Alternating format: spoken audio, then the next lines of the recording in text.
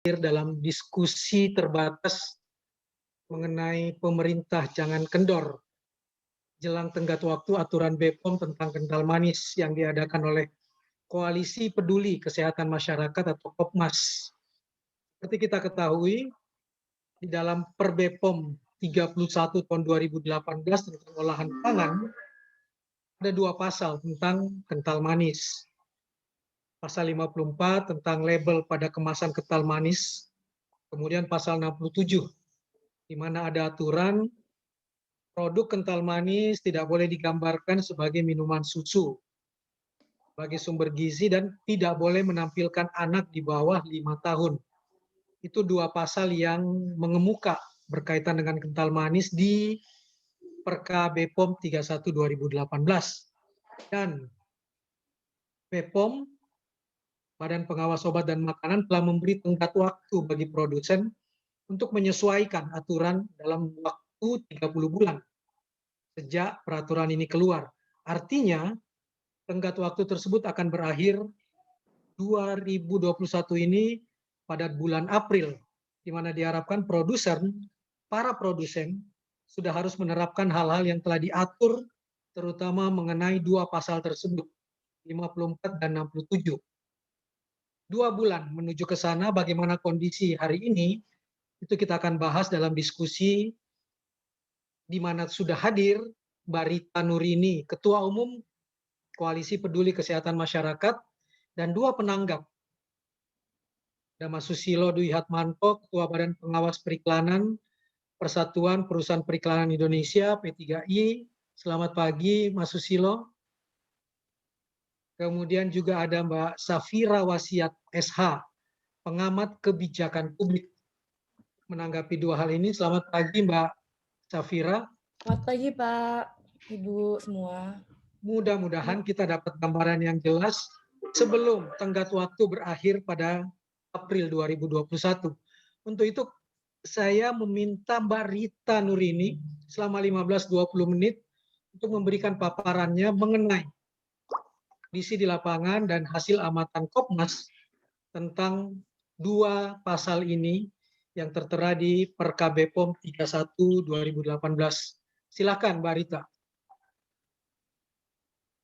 Oke, terima kasih Kang Maman. Assalamualaikum warahmatullahi wabarakatuh. Waalaikumsalam warahmatullahi wabarakatuh. Selamat siang, selamat pagi. Terima kasih kepada narasumber yang telah hadir, kepada penanggap, juga kepada teman-teman rekan media yang telah bergabung di sini. Kita pada diskusi kali ini kita akan membahas 2 tahun Per BPOM nomor 31 tahun 2018 tentang label pangan olahan. Next ya. Hal-hal yang diatur oleh BPOM. Next.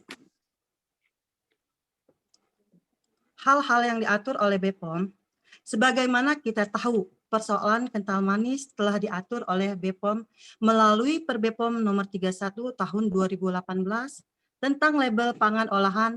Terdapat 2 pasal tentang SKM, yaitu pada 54 yang memuat aturan tentang label pada kemasan kental manis. Pada label kemasan, produsen harus mencantumkan larangan bahwa SKM bukan untuk menggantikan ASI. Bukan untuk menggantikan ASI. Bukan untuk bayi, bukan untuk sumber gizi. Dalam pengamatan kami, label peringatan ini sudah dapat ditemukan di semua kemasan SKM. Next. Hal-hal yang diatur oleh BPOM, aturan lainnya adalah mengenai iklan dan promosi. Dalam pasal 67 terdapat larangan SKM tidak boleh digambarkan sebagai minuman susu, sebagai sumber gizi, dan juga menampilkan anak di bawah usia 5 tahun. Sejak dikeluarkannya Per BPOM nomor 31 tahun 2018, secara bertahap kami telah melihat adanya perubahan perilaku produsen dalam melakukan promosi. Sudah tidak tampak lagi anak-anak memegang gelas susu digambarkan dalam iklan SKM di televisi. Iklan-iklan SKM sudah ditampilkan dalam bentuk topping makanan. Untuk itu, kami sangat mengapresiasi niat baik dari produsen. Next. Namun pada Oktober 2020 kami menyadari ada yang terlewati dari pengawasan kami, yaitu iklan-iklan dalam bentuk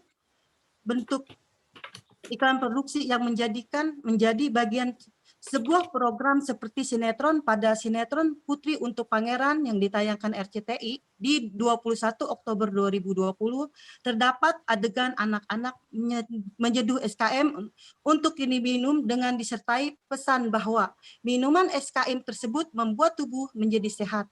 Temuan ini segera kami laporkan ke KPI dan sudah ditindaklanjuti. Dari temuan di atas, artinya produsen masih mencari celah untuk mengiklankan kental manis sebagai minuman untuk anak. Produsen masih berusaha menjadikan anak-anak sebagai target market mereka.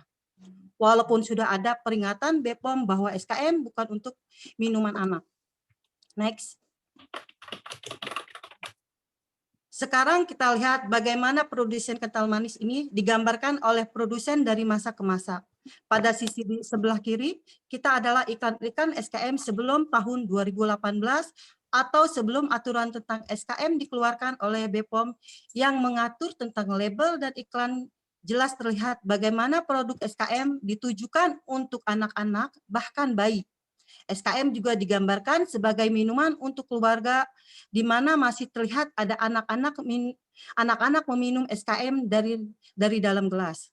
Di sisi sebelah kanan adalah iklan SKM yang telah mengacu pada Perbepom nomor 31 tahun 2018, yaitu SKM sebagai topping makanan. Berdasarkan catatan sejarah, SKM masuk ke Indonesia pada tahun 1873 dan berganti nama menjadi Frisian Flex pada tahun 1922. Artinya, sudah lebih dari 90 tahun kental manis diiklankan sebagai minuman untuk anak. Persepsi bahwa SKM adalah susu untuk anak sudah sedemikian kuat tertanam di benak masyarakat. Maka tidak heran bila BPOM telah melarang pemberian SKM untuk anak-anak, namun masih banyak masyarakat kita yang memberikan SKM untuk anak dengan alasan bahwa SKM dianggap sebagai susu dan juga karena kebiasaan. Bagaimana SKM digambarkan sebagai susu anak selama puluhan tahun ternyata sudah melekat di benak masyarakat. Next. Ini adalah salah satu fakta yang terjadi di masyarakat. Menurut saya anak ini kurang dari 2 tahun. Berusia kurang dari 2 tahun mengkonsumsi SKM sebagai minuman. Ini adalah fakta yang terjadi di masyarakat. Bagaimana orang tua melalui sosial media ikut mempromosikan SKM sebagai minuman susu untuk anak. Next. Temuan Kopmas di masyarakat. Di awal tahun ini, meskipun pandemi belum berakhir, tapi kami sudah mulai kembali terjun ke masyarakat, melakukan edukasi sekaligus penggalian fakta. Bagaimana penggunaan SKM dan juga bagaimana pengetahuan mereka tentang SKM. Terdapat 2 wilayah yang telah kami datangi awal tahun ini, yaitu Rawasumut di Bekasi, Jawa Barat, dan Karawaci, Tangerang, Provinsi Banten. Bagaimana hasil temuan kami? Mari kita lihat video berikut ini.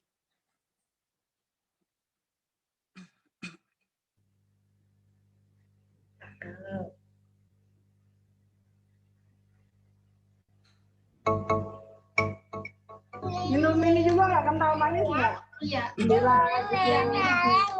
Sehari berapa kali? Sehari paling 2 kalau mau Minum botol apa pakai gelas? Apa?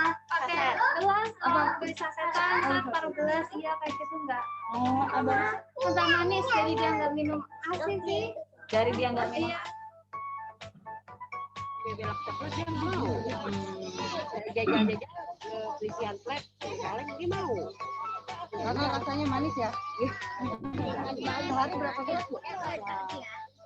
Iya, akhirnya benar ibu. Botol sehari. Ibu beli yang kaleng apa saset? Kaleng.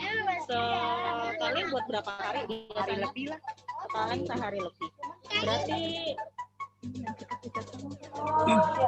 Tadi kita sempat dapat informasi, adik ini memang sudah minum kental manis dari usia 1 tahun. Apa ibu belum tahu sebenarnya kental manis itu bukan susah atau gimana? Ya nggak tahu. Oh, pikir sama aja. Tahunya mas ada. Harganya kan terjangkau. Harganya terjangkau.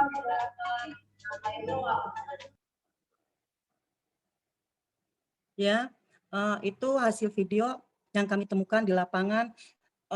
Itu ada seorang anak bernama Wilson berusia 4 tahun mengkonsumsi SKM sejak usia 1 tahun dengan alasan harga terjangkau dan tidak mengertinya orang tua mereka berpikir dengan minum SKM bisa mencukupi gizi dan vitamin untuk anak mereka. Itu yang membuat kita miris ya, ternyata di lapangan banyak orang yang masih tidak tahu dan tidak paham SKM itu tidak diperuntukkan bayi dan balita. Oke, next.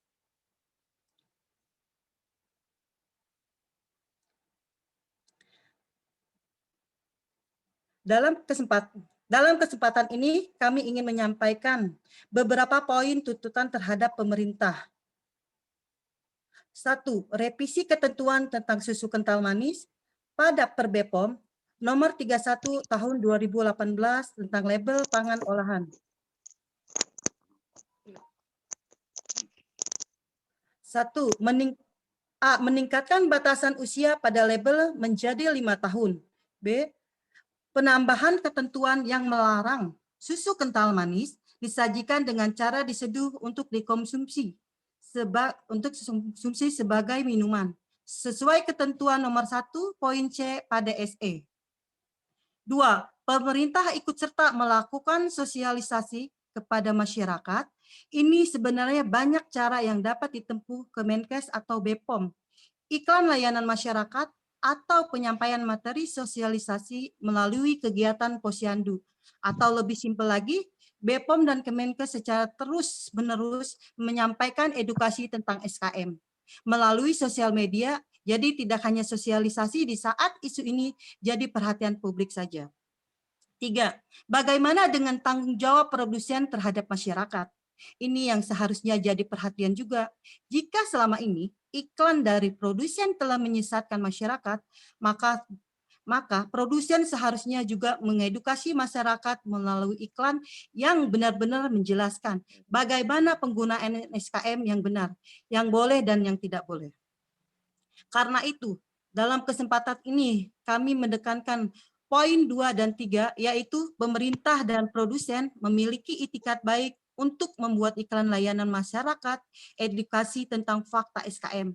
Meskipun iklan-iklan SKM sudah mulai berubah, tapi tetap diperlukan iklan yang mengedukasi bagaimana seharusnya SKM boleh digunakan oleh masyarakat, dan yang paling mungkin melakukan itu semua adalah pemerintah.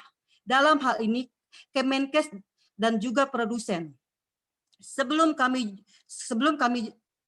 juga sudah melakukan diskusi yang panjang dengan P3I, lembaga yang berwenang mengawasi periklanan, dan memang solusi terbaik dalam mengedukasi masyarakat adalah dengan membuat iklan layanan masyarakat. Next. Ini ada beberapa tentang Kopmas.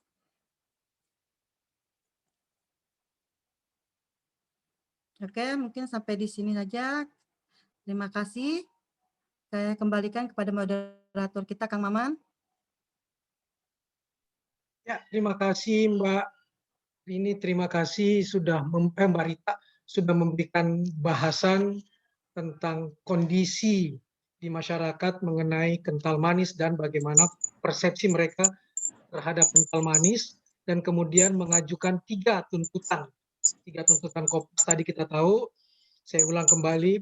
Yang pertama, supaya ada revisi peningkatan batas usia, bukan 12 bulan tetapi menjadi 5 tahun.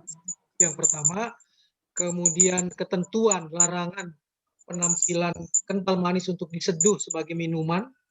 Jadi tetap dengan semangat dari awal Kopmas bahwa kental manis itu hanya topping, makanan tambahan. Kemudian tuntutan yang kedua dan ketiga, pemerintah dan produsen harus sama-sama melakukan sosialisasi mengenai pemanfaatan kental manis secara benar. Itu 3 poin. Nah, sekarang kita meminta Mbak Safira Wasiat untuk memberikan tanggapannya terhadap apa yang sudah disampaikan oleh Mbak Rita Nurini. Silakan Mbak Safira. Baik, Kang, saya udah kirim materi saya ke Mbak Atika. Silakan Mbak Atika.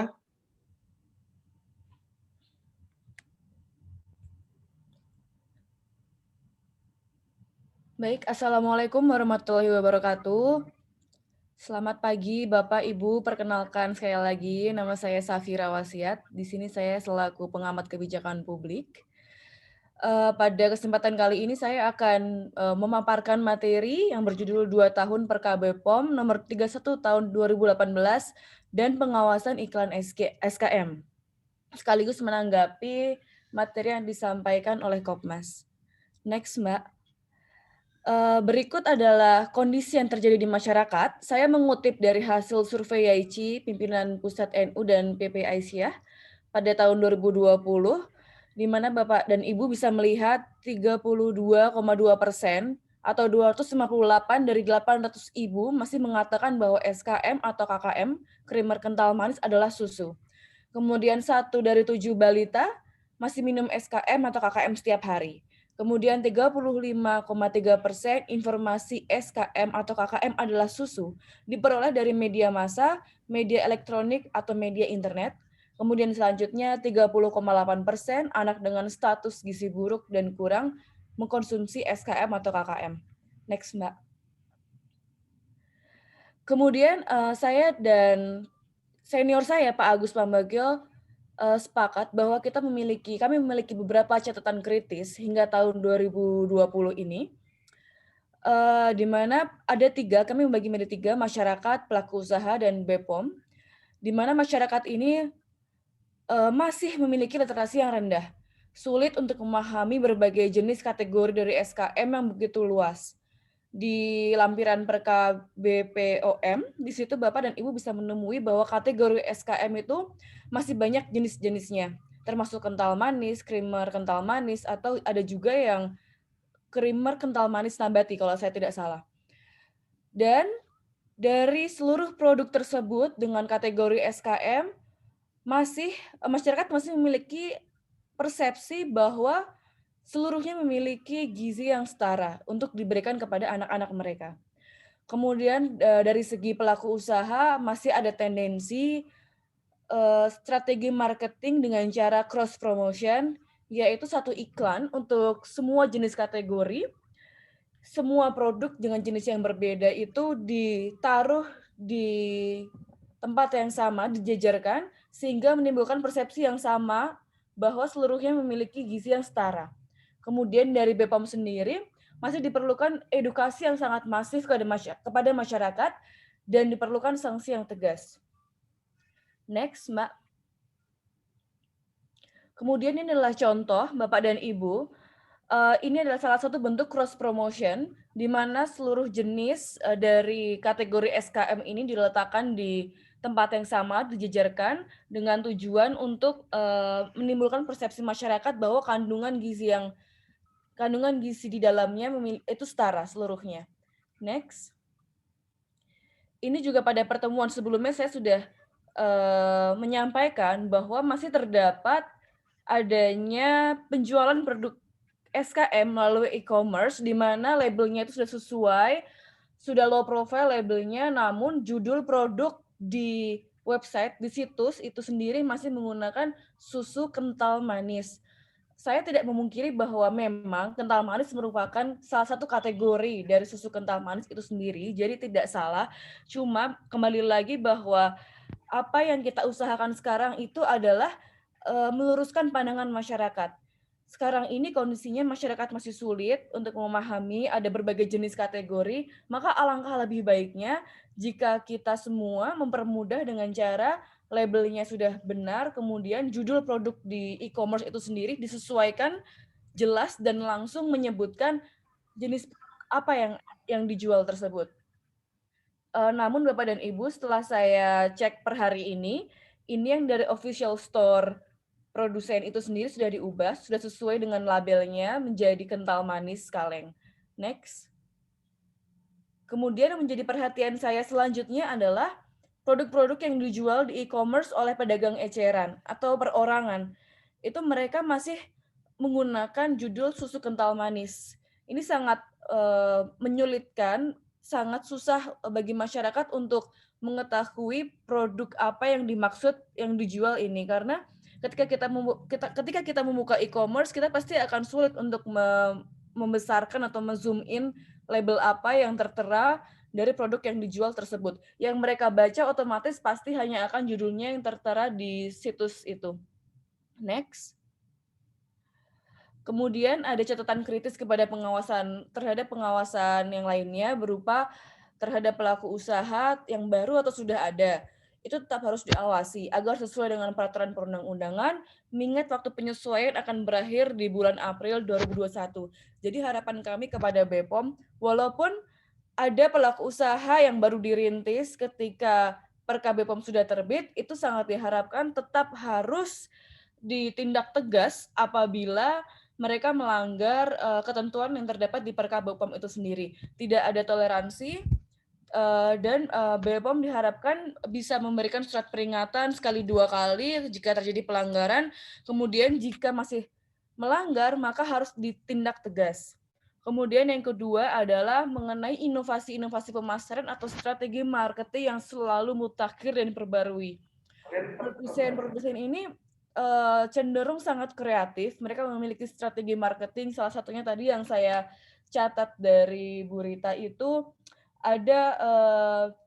masih ada iklan tersembunyi. Saya menyebutnya iklan tersembunyi. Misalkan ada adegan di dalam FTV atau di dalam film yang masih mengkonsumsi susu kental manis ini sebagai minuman. Kemudian ada juga strategi endorse. Kalau saya tadi menyimpulkan masih ada masyarakat yang ikut mempromosikan susu kental manis sebagai sumber gizi. Itu masih susah untuk diawasi. Mengapa? Dikarenakan mereka ini yang mempromosikan adalah masyarakat, walaupun di balik layar tersebut adalah produsen, sehingga kita tidak bisa serta-merta memberikan sanksi dan susah untuk menyelidiki dari mana promosi ini berasal. Kemudian ada juga contohnya seperti tadi yang Bu Rita jelaskan, ada strategi marketing ditambah topping strawberry sedikit di atasnya, itu juga menyusahkan pengawasan dan penindakan oleh pemerintah itu sendiri. Kemudian pengawasan di daerah ini juga perlu dijadikan perhatian, dikarenakan siapa yang mengawasi jika ada pengiklanan melalui baliho-baliho di daerah-daerah terpencil, atau ada pengiklanan melalui radio yang saya tidak memungkiri bahwa susah juga pengawasannya, tidak mungkin pemerintah terus-menerus bisa mendengarkan radio dan iklannya selama 24 jam dan sebagainya. Next, Mbak Atika. Kemudian perlunya sikap tegas BPOM. BPOM perlu mengeluarkan surat peringatan hingga pengumuman pelanggaran di halaman utama website BPOM. Ini sangat kami harapkan BPOM bisa melakukan hal seperti ini dengan tujuan untuk membuat jera para pelaku usaha yang mengiklankan produknya tidak sesuai dengan ketentuan, atau juga sebagai contoh kepada pelaku usaha yang baru atau pelaku usaha yang lain, dan sekaligus menjadi bentuk edukasi dari masyarakat. Sehingga dan juga diharapkan tidak ada toleransi lagi setelah masa penyesuaian berakhir, yaitu setelah April tahun 2021. Next. Kemudian ini Bapak-Bapak dan Ibu-Ibu, saya coba untuk melihat FDA yang ada di Filipina. Saya buka website, pada halaman utamanya itu mereka tidak segan-segan untuk membuat pengumuman public health warning terhadap produk yang tidak terdaftar, dan mereka juga tidak segan-segan untuk mencantumkan brand dari produk yang dimaksud. Namun pada kasus kali ini, sesungguhnya BPOM bisa menyesuaikan untuk pelanggaran label dan iklan, tidak hanya terbatas pada produk yang tidak terdaftar. BPOM bisa langsung membuat sebuah pengumuman, public health warning juga, bahwasannya ada pelanggaran label atau iklan terhadap susu kental manis yang dimana ini menyesatkan pemahaman masyarakat dengan beberapa penekanan kalimat yang sifatnya meluruskan, bukan berbentuk sanksi atau tindakan yang jera. Kemudian tujuannya adalah untuk meluruskan persepsi masyarakat. Mengapa saya menekankan bahwa tujuannya untuk meluruskan persepsi masyarakat agar di kemudian hari tidak ditemukan konflik-konflik dengan pelaku usaha yang nanti malah meribetkan BPOM sendiri. Next. Kemudian saya simpulkan, jika memang pengawasan ini masih sangat sulit untuk dilakukan pemerintah, maka ayo dong pemerintah harus melakukan edukasi besar-besaran terhadap masyarakat. Ini merupakan tameng yang bisa kita bentuk, yang bisa kita berikan kepada masyarakat untuk melawan bentuk strategi marketing yang menyesatkan pemahaman masyarakat bahwa SKM itu merupakan sumber gizi yang mencukupi bagi pertumbuhan anak-anak kita. Next. Kesimpulannya, maka pengawasan label atau iklan harus semakin digalakan. Mengetahui bahwa Indonesia mengalami kondisi triple burden pada anak, yaitu apa? Gizi kurang, gizi buruk, dan stunting, serta SKM tersebut ternyata memiliki sumbangsih terhadap besarnya prevalensi anak dengan status gizi tersebut. Kemudian yang kedua, pengawasan juga harus diperketat, misal dengan menggunakan pedoman atau juknis terkait pengawasan label atau iklan pangan olahan yang kemudian harus dipahami oleh seluruh aparat BPOM di Indonesia dan juga organisasi swadaya masyarakat lain yang akan membantu di lapangan. Kemudian BPOM harus berani untuk bersikap tegas terhadap pelanggaran yang dilakukan. Sanksi sebenarnya sudah diatur dalam pasal 71 di Perka BPOM 31 2018, maka tinggal dilaksanakan saja. Kemudian kolaborasi pemerintah dan lembaga pemerintah non-kementerian, maksud saya pemerintah itu ada bisa Kominfo, bisa Kemenkes, bisa juga yang lainnya. Kemudian ada lembaga pemerintah non kementerian, bisa BPOM, ada LSM, Ormas, masyarakat. Untuk pengawasan dan edukasi masyarakat masih perlu ditingkatkan. Maksud saya adalah kita bisa mengajak kerjasama Kominfo dengan cara apa? Dengan cara bahwa biasanya mereka ini meminta surat kepada BPOM atau Kemenkes untuk bahwasannya SKM ini tidak cukup untuk sumber gizi anak-anak, sehingga mereka mempunyai dasar hukum untuk men-take down iklan atau men-take down iklan yang ada di website, media elektronik, atau media massa lainnya. Kemudian edukasi masyarakat masih dan terus harus dilakukan sejalan dengan upaya pengawasan label dan iklan, sehingga tidak terus-menerus kita melakukan pengawasan besar-besaran dan melakukan pengawasan yang begitu sulit, maka kita harus melakukan edukasi secara masif dan luas kepada masyarakat sebagai tameng menghadapi strategi marketing dari SKM yang tendensi cenderung menyesatkan. Next. Sekian presentasi dari saya. Terima kasih. Wassalamualaikum warahmatullahi wabarakatuh. Waalaikumsalam. Terima kasih Mbak Safira. Bersama-sama tadi sudah disebutkan nama Mas Agus Pambagio sebagai pengamat kebijakan publik, menyoroti atau mengkritisi 3 hal. Hal yang pertama soal literasi kesehatan yang masih rendah di kalangan masyarakat, sehingga perlu edukasi yang sangat masif kalau kita tidak ingin triple burden, gizi kurang, gizi buruk, stunting itu makin meningkat angkanya. Yang pertama. Yang kedua, berkaitan dengan pelaku usaha, Mbak Safira masih melihat soal adanya cross promotion, di mana satu iklan digunakan untuk semua kategori, dijejerkan di tempat yang sama, di tempat di penjualannya, sehingga menimbulkan persepsi seolah-olah semua produk tersebut memiliki gizi yang sama, kandungan gizi yang sama untuk anak. Itu yang dikritisi, dan juga mengenai iklan di e-commerce tentang SKM yang saking kecilnya susah untuk di zoom in sekalipun mengenai keterangan dari produk tersebut. Itu yang harus diperhatikan. Lalu yang ketiga, mengkritisi BPOM, di mana Mbak Safira mengatakan perlunya edukasi yang masif dari BPOM dan organisasi terkait, institusi terkait, juga penerapan sanksi yang tegas kepada pelaku usaha, dan tidak lagi boleh ada toleransi setelah April nanti, karena toh sudah ada tools-nya, pasal 71 Perka BPOM 31 2018.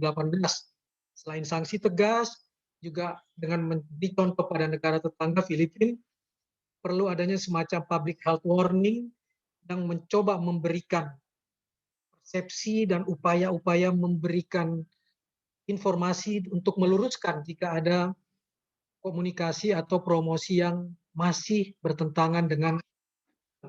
Kira-kira itu 2 poin yang muncul, 3 poin dari Mbak Safira. Nah, sekarang kita mendengarkan tanggapan dari Mas Susilo Dwi Harmanto, Ketua Badan Pengawas Periklanan P3I, Persatuan Perusahaan Periklanan Indonesia.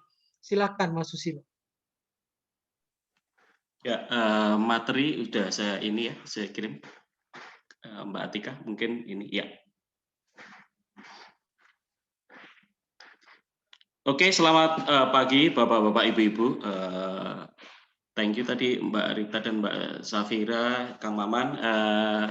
Mohon izin untuk menyampaikan, mungkin materi ini tidak menukik langsung ke masalah susu kental manis, tapi saya lebih ke bicara umum dulu tentang BPP, karena saya melihat ke depan ada sinergi yang sangat bagus antara Kopmas dan mungkin dari PHNH, dari Public Interest Group, dan teman-teman semua yang di sini mungkin ada LSM ataupun NGO yang bersama-sama kita mengawasi iklan. Lebih luas lagi, bukan hanya kental manis, karena ternyata ada banyak banget yang memang perlu kita perhatikan. Walaupun kami bukan dari badan yang sifatnya resmi dibentuk oleh pemerintah, tapi atas inisiatif dari teman-teman Asosiasi Perusahaan Periklanan Indonesia. Boleh next materi. Jadi saya langsung ingin memperkenalkan diri dulu. Sebelumnya kami juga sudah memberi. Nah, ini mungkin nanti kita perlu diskusi lebih lanjut. Tadi kan Perka BPOM 2018. Pertanyaannya, apakah itu di dalam Perka itu masih masuk juga ke dalam RUU BPOM yang baru? Karena itu yang diusulkan oleh DPR tahun lalu, kami diundang oleh BPOM untuk memberi masukan. Ini beberapa mungkin catatan ketika kami memberi masukan ke BPOM. Silakan, next.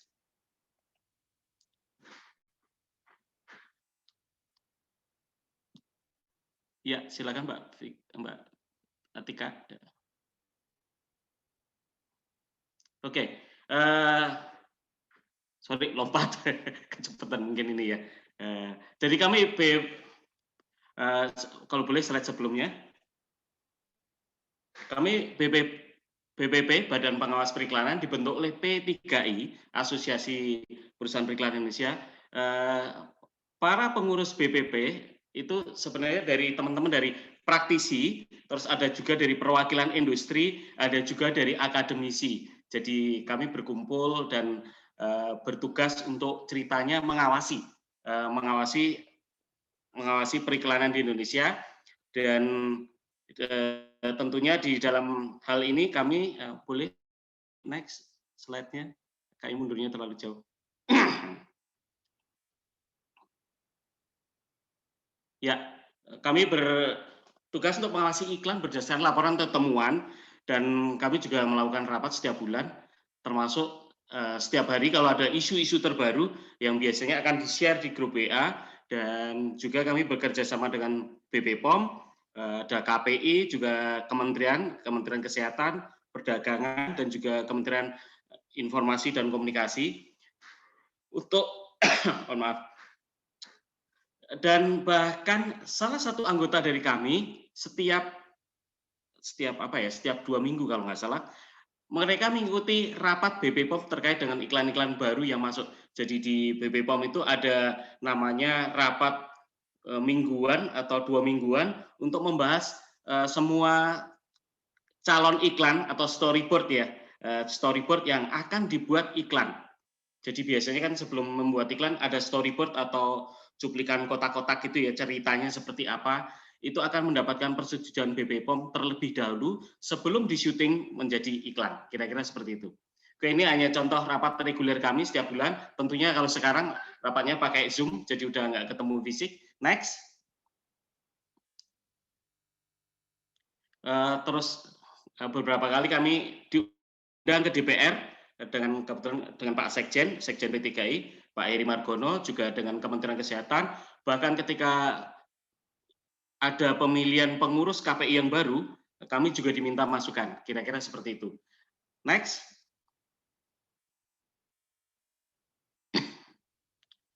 Nah, kalau di P3I sendiri ada yang namanya Citra Pariwara. Jadi buat teman-teman mungkin sudah sebagian tahu, Citra Pariwara adalah semacam mungkin kalau di industri film itu namanya Piala Citra, seperti itu ya penghargaan. Nah, sama di periklanan juga ada yang namanya Citra Pariwara atau penghargaan untuk iklan-iklan terbaik. Jadi biasanya mereka akan mengadakan eventnya setiap tahun. Terakhir Desember kemarin 2020. Dan dilaksanakan secara virtual karena tidak memungkinkan secara fisik. Next. Terus ada juga kegiatan dengan DPI. DPI adalah Dewan Periklanan Indonesia. Ini mungkin kalau next step-nya, kalau memang kita bisa diskusi lebih lanjut, kita bisa undang DPI juga, karena DPI adalah semacam lembaga yang menggabungkan beberapa asosiasi, termasuk asosiasi televisi, billboard, asosiasi radio, dan beberapa ini ya, termasuk TV, TVRI, TV swasta, ada beberapa itu. Yang kemarin kegiatan terakhir tahun lalu adalah kita menelurkan pedoman Kitab Etika Periklanan Indonesia yang baru. Oke, next. Jadi kalau kebetulan kami sudah mendapat, mudah-mudahan Kopmas juga sudah mendapat RUU tentang pengawasan obat dan makanan yang baru. Ini yang kebetulan kami masukkan, masukannya kurang lebih seperti ini. Next, boleh. Sayangnya dalam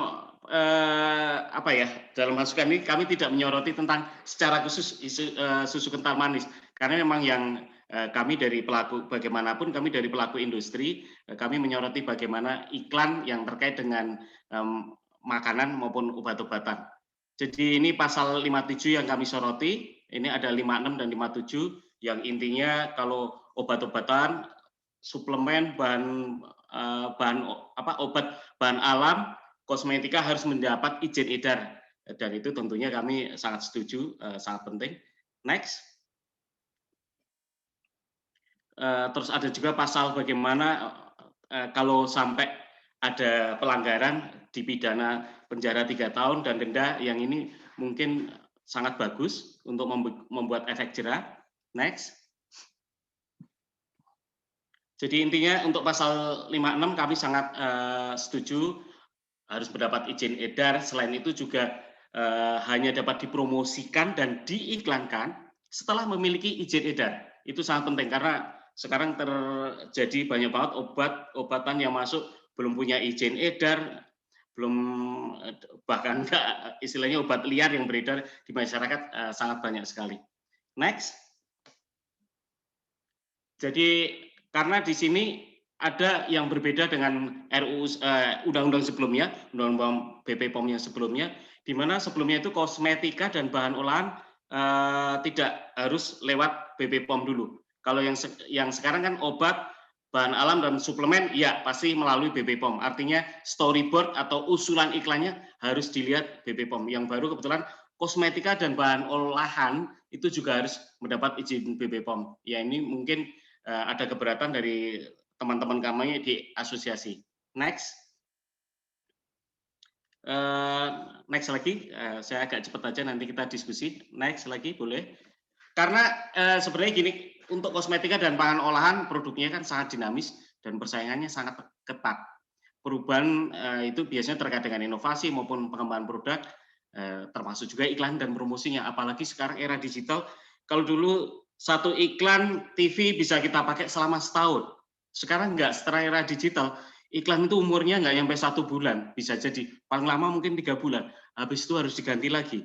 Apalagi kalau terkait Instagram atau YouTube mungkin harus setiap sebulan harus diganti terus-menerus. Jadi kalau setiap kali harus membuat board dan harus disetujui BPOM, itu yang mungkin akan menjadi kendala. Karena setahu saya BPOM untuk mengawasi obat dan makanan sendiri, iklannya, storyboardnya, untuk obat ya, obat dan ini termasuk yang herbal, itu mereka sudah kewalahan dengan iklan-iklan yang masuk, artinya banyak banget. Dan antriannya cukup panjang. Jadi apabila mereka ditambahkan kosmetika dan pangan olahan mungkin jadi semakin lama lagi. Dan sementara persaingan di market sangat cepat. Boleh berikutnya, next. Jadi ini sebenarnya mungkin terkait iklan tadi kental manis ya. Jadi kalau boleh saya gambarkan secara singkat, biasanya produsen tentunya kerjasama dengan advertising agency, mereka mengajukan konsep atau storyboard dikirimkan ke BPOM. Setelah itu akan dirapatkan oleh BPOM, di mana kami dari P3I juga mengirimkan wakil untuk memberi masukan di sana. Setelah itu biasanya kalau sudah disetujui di BPOM, boleh jadi mungkin ada masukan atau catatan. Terus intinya kalau sudah disetujui akan diproduksi. Setelah itu baru boleh ditayangkan. Artinya semua iklan yang keluar dari produsen setahu saya harus melalui BPOM ini. Walaupun nanti saya juga akan memberi catatan tadi dari Bu Rita, thank you banget untuk yang iklan yang ada di sinetron. Nah, bagaimana kalau konsepnya ditolak oleh BPOM? Tentunya harus dikoreksi lagi sesuai dengan peraturan, termasuk perka, termasuk undang-undang segala macam itu harus dikoreksi. Habis itu diikutkan rapat lagi. Setelah itu kalau memang disetujui akan diproduksi. Kira-kira itu. Next. Nah, ini hanya contoh aja beberapa kasus pelanggaran etika dari 2018 sampai 2020 terakhir kemarin. Total kasus ada 282, terus ada surat yang masuk ke kita 66, terus yang perlu kita balas 48. Next. Jadi ada kurang lebih 25 advertising agency yang melanggar dan kami lakukan teguran. Terus bahkan kalau sedikit update di Citra Pariwara 2020, jadi semua iklan sebelum masuk ke Citra Pariwara tahun kemarin itu 2020 ada kurang lebih 900 entry atau yang mendaftar, iklan yang didaftarkan untuk ikut Citra Pariwara ada 900 dan terdapat kurang lebih 82 yang tidak lolos etika. Salah satunya terkait dengan BPOM. Next. Jadi kalau mereka tidak lolos etika, otomatis sama sekali mereka tidak bisa diikutkan dalam penjurian secara kreatif. Jadi itu kami menjadi filter iklan kalau mereka melanggar etika, apakah itu etikanya dari termasuk dari BPOM, Kementerian Kesehatan, segala termasuk dari badan sensor, otomatis dia tidak bisa mengikuti. Ketika tidak bisa mengikuti itu merupakan sanksi yang sangat memukul buat peserta Citra Pariwara karena mereka sudah mengeluarkan biaya dan effort yang sangat besar dan ketika kita hukum tidak bisa ikut bagi mereka itu udah pukulan yang sangat telak dan itu menjadi sangat penting. Ini beberapa pelanggaran pasal etika yang sering terjadi. Misalnya nanti saya cepat aja ya. Etika yang paling sering ini sampai sekarang bahkan 70% adalah iklan-iklan superlatif, istilahnya yang terbaik, nomor 1, paling atau top atau pokoknya ter yang indikasinya lebih ke arah sana, mereka sering ada sampai sekarang lebih dari 70% pelanggaran masih di sini. Terus yang kedua satu-satunya juga sama, itu juga masih banyak. Next, berikutnya boleh. Nah, pelasaran termasuk kemarin ini ada iklan kondom yang tidak ada spot ikuti petunjuk pemakaian. Nah, ini ada SK Menteri Kesehatan yang dilanggar, termasuk baca aturan pakai ya. Jika sakit berlanjut hubungi dokter. Ini kemarin ada banyak banget produsen yang melanggar dan termasuk 82 tadi yang melanggar. Terus termasuk ini radio spot iklan harus dibacakan pada akhir iklan dengan jelas. Kadang mereka hanya sambil lalu saja, itu yang kita tegur. Next. Termasuk penggunaan pemeran iklan anak-anak. Tadi ada terkait ya susu kental manis yang mungkin ada iklan anak-anaknya. Nah, ini anak-anak kalau di sini sebenarnya sudah sangat jelas di dalam peraturan di Kitab Etika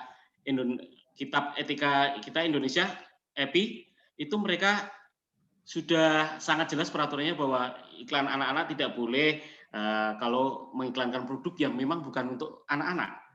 Atau iklan tidak boleh memperlihatkan anak dalam adegan berbahaya, menyesatkan, ataupun tidak pantas ya. Terus iklan tidak menampilkan sebagai penganjur bagi produk yang bukan untuk anak-anak ya. Terus iklan yang menampilkan kekerasan tentu saja nggak boleh. Next. Terus ada lagi sama tidak boleh tidak membolehkan efek kerja obat sesudah penggunaan, artinya yang secara instan. Terus ada adegan keselamatan, perlindungan hak pribadi, termasuk nama dagang industri farmasinya juga harus jelas, itu sudah ditampilkan, termasuk di SK Menteri Kesehatan. Next. Jadi ada lagi tentang alat kesehatan, intinya semua iklan harus sesuai dengan produk yang disetujui oleh Departemen Kesehatan atau Kementerian Kesehatan. Intinya kalau mereka masih uji coba juga belum memiliki izin Kementerian Kesehatan atau BPOM, tentunya nggak bisa diiklankan. Termasuk iklan rokok, terus hak cipta, dan pornografi dan porno aksi. Next. Untuk terakhir mungkin teman-teman di sini kalau ada yang belum punya kitab Etika Pariwara Indonesia seperti apa, ini yang terbaru, ada namanya Etika Pariwara Indonesia Amandemen 2020.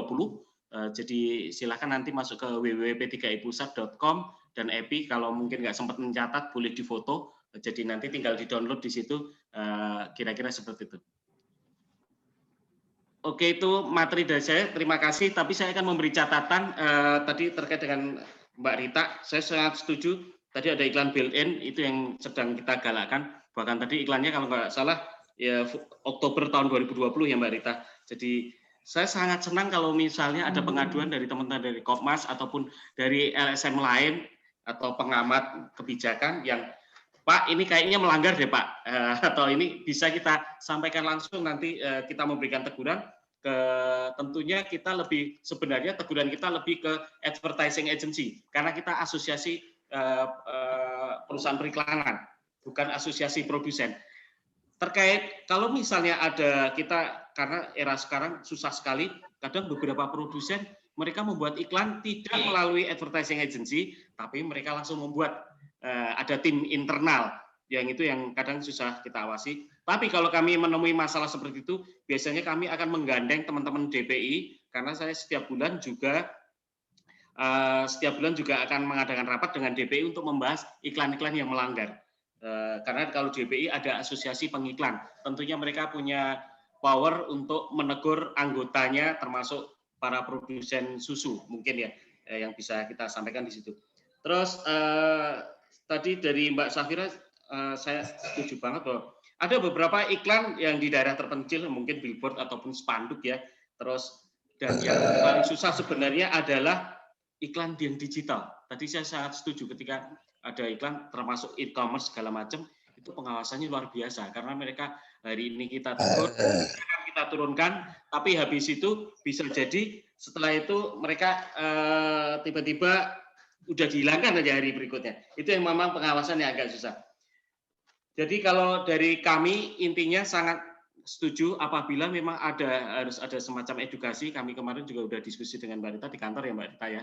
Jadi P3I kami setuju dan mendukung memang kalau memang harus ada semacam iklan layanan masyarakat tentang bagaimana ya istilahnya susu kental manis ini bahayanya seperti apa untuk anak-anak, karena kebetulan saya dulu pernah pegang jujur Frisian Flag ya, susu bendera selama 4 tahun, jadi saya sangat tahu banget. Saya dari advertising agency membuat iklan, mereka setahu saya sangat patuh terhadap BPOM. Jadi mereka bahkan ada tim legal yang akan mengawasi setiap kata-kata yang kita tulis, adegan yang kita buat itu mereka harus lulus dulu di internal sebelum masuk ke BPOM. Jadi dari mereka ada semacam tim legal ya yang akan mengawasi itu. Makanya setahu saya iklannya logikanya seharusnya lolos dari internal dan lolos dari BPOM, barulah diberikan ke advertising agency untuk diproduksi. Jadi setahu saya mereka sangat ketat. Tapi kalau memang hasil dari tadi, temuan dari Mbak Rita ataupun dari Mbak Safira menyatakan bahwa ternyata memang banyak yang masih mengkonsumsi, itu memang menjadi PR besar termasuk dari produsen dan pemerintah.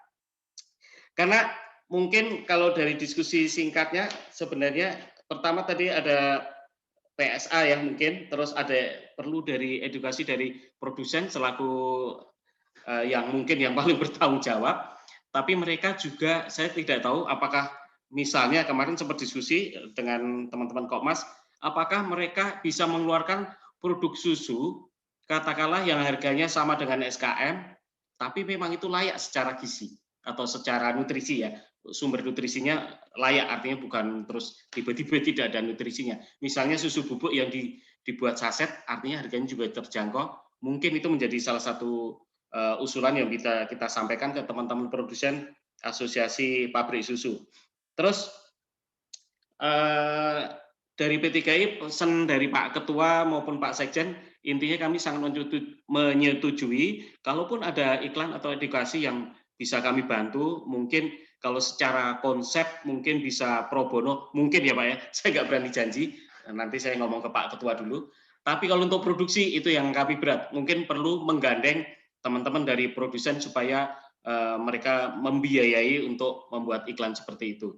Tentunya ini karena setahu saya membuat iklan nggak murah, untuk membuat iklan saat ini kebetulan saya di production house, jadi saya nggak tahu biayanya tidak murah dan pelaksanaan pun tidak mudah karena setiap kali syuting sekarang kami semua tim termasuk kru lapangan semua harus ada rapid antigen semua, yang itu biayanya bayangkan kalau krunya ada 50 orang artinya antigennya 50 orang itu biayanya mahal. Jadi mungkin secara prinsip kami akan mendukung kalau memang akan ada iklan layanan masyarakat yang intinya mengedukasi masyarakat bahwa minum susu kental manis itu memang bukan untuk anak-anak, memang lebih tepatnya hanya untuk topping ya, bukan untuk pengganti bukan untuk pengganti ASI ataupun susu yang lain.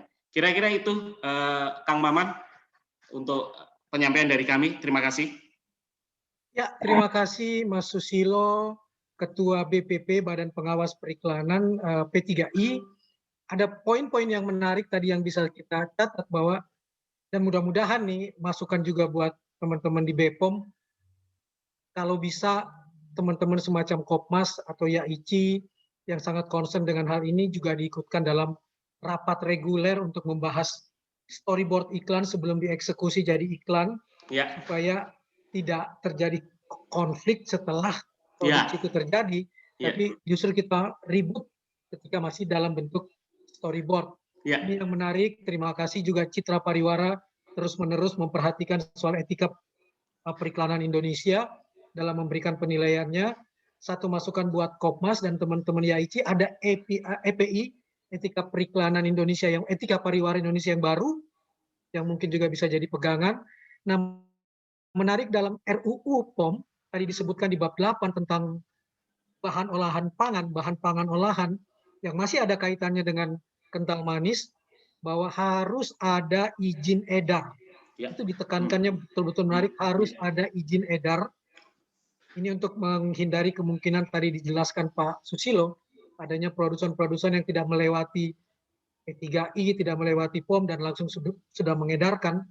Dan menariknya cukup besar sanksinya, 3 tahun pidana penjara atau denda 6 miliar rupiah, kalau saya tidak salah tadi. Kemudian, juga diperhatikan betul oleh Pak Susilo sebagai masukan dari Kopmas yang menarik soal konsep storyboard itu. Biasanya kalau lewat P3I pasti akan diperhatikan. Tapi bagaimana dengan iklan-iklan yang ada di e-commerce yang tidak melewati P3I, iklan yang bersifat sangat gegas, perubahannya sangat cepat, bisa harian. Kalau kita lihat iklan-iklan yang sifatnya endorser oleh para orang-orang yang punya banyak follower di media sosial, yang hari ini dikirimkan dan langsung kemudian disampaikan dan tersebar, apakah itu juga masuk dalam pengawasan POM, BPOM, dan lain-lain. Juga iklan-iklan tanpa melalui advertising agency yang resmi, yang ada muncul di e-commerce, itu juga menjadi perhatian yang juga tadi disinggung betul oleh Kopmas soal iklan-iklan di e-commerce, dan juga iklan yang sifatnya built-in. Nah, iklan yang sifatnya built-in ini adalah celah yang tidak kecil dan dimanfaatkan oleh sejumlah produsen misalnya. Sebelum ke teman-teman media dan blogger untuk menanggapi, saya ingin minta tanggapan partner Kopmas dari YAICI, Mbak Yuli Supriyatini, untuk memberikan tanggapannya terhadap apa yang dilihat di lapangan dan juga dilihat dalam pengawasannya terhadap iklan-iklan yang muncul di berbagai format media. Silakan Mbak Yuli.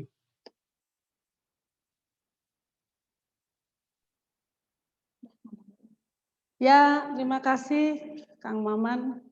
Saya dikasih kesempatan. Ya. Sudah.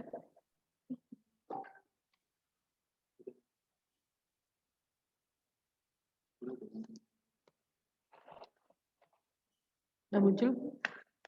Terima kasih Kang Maman.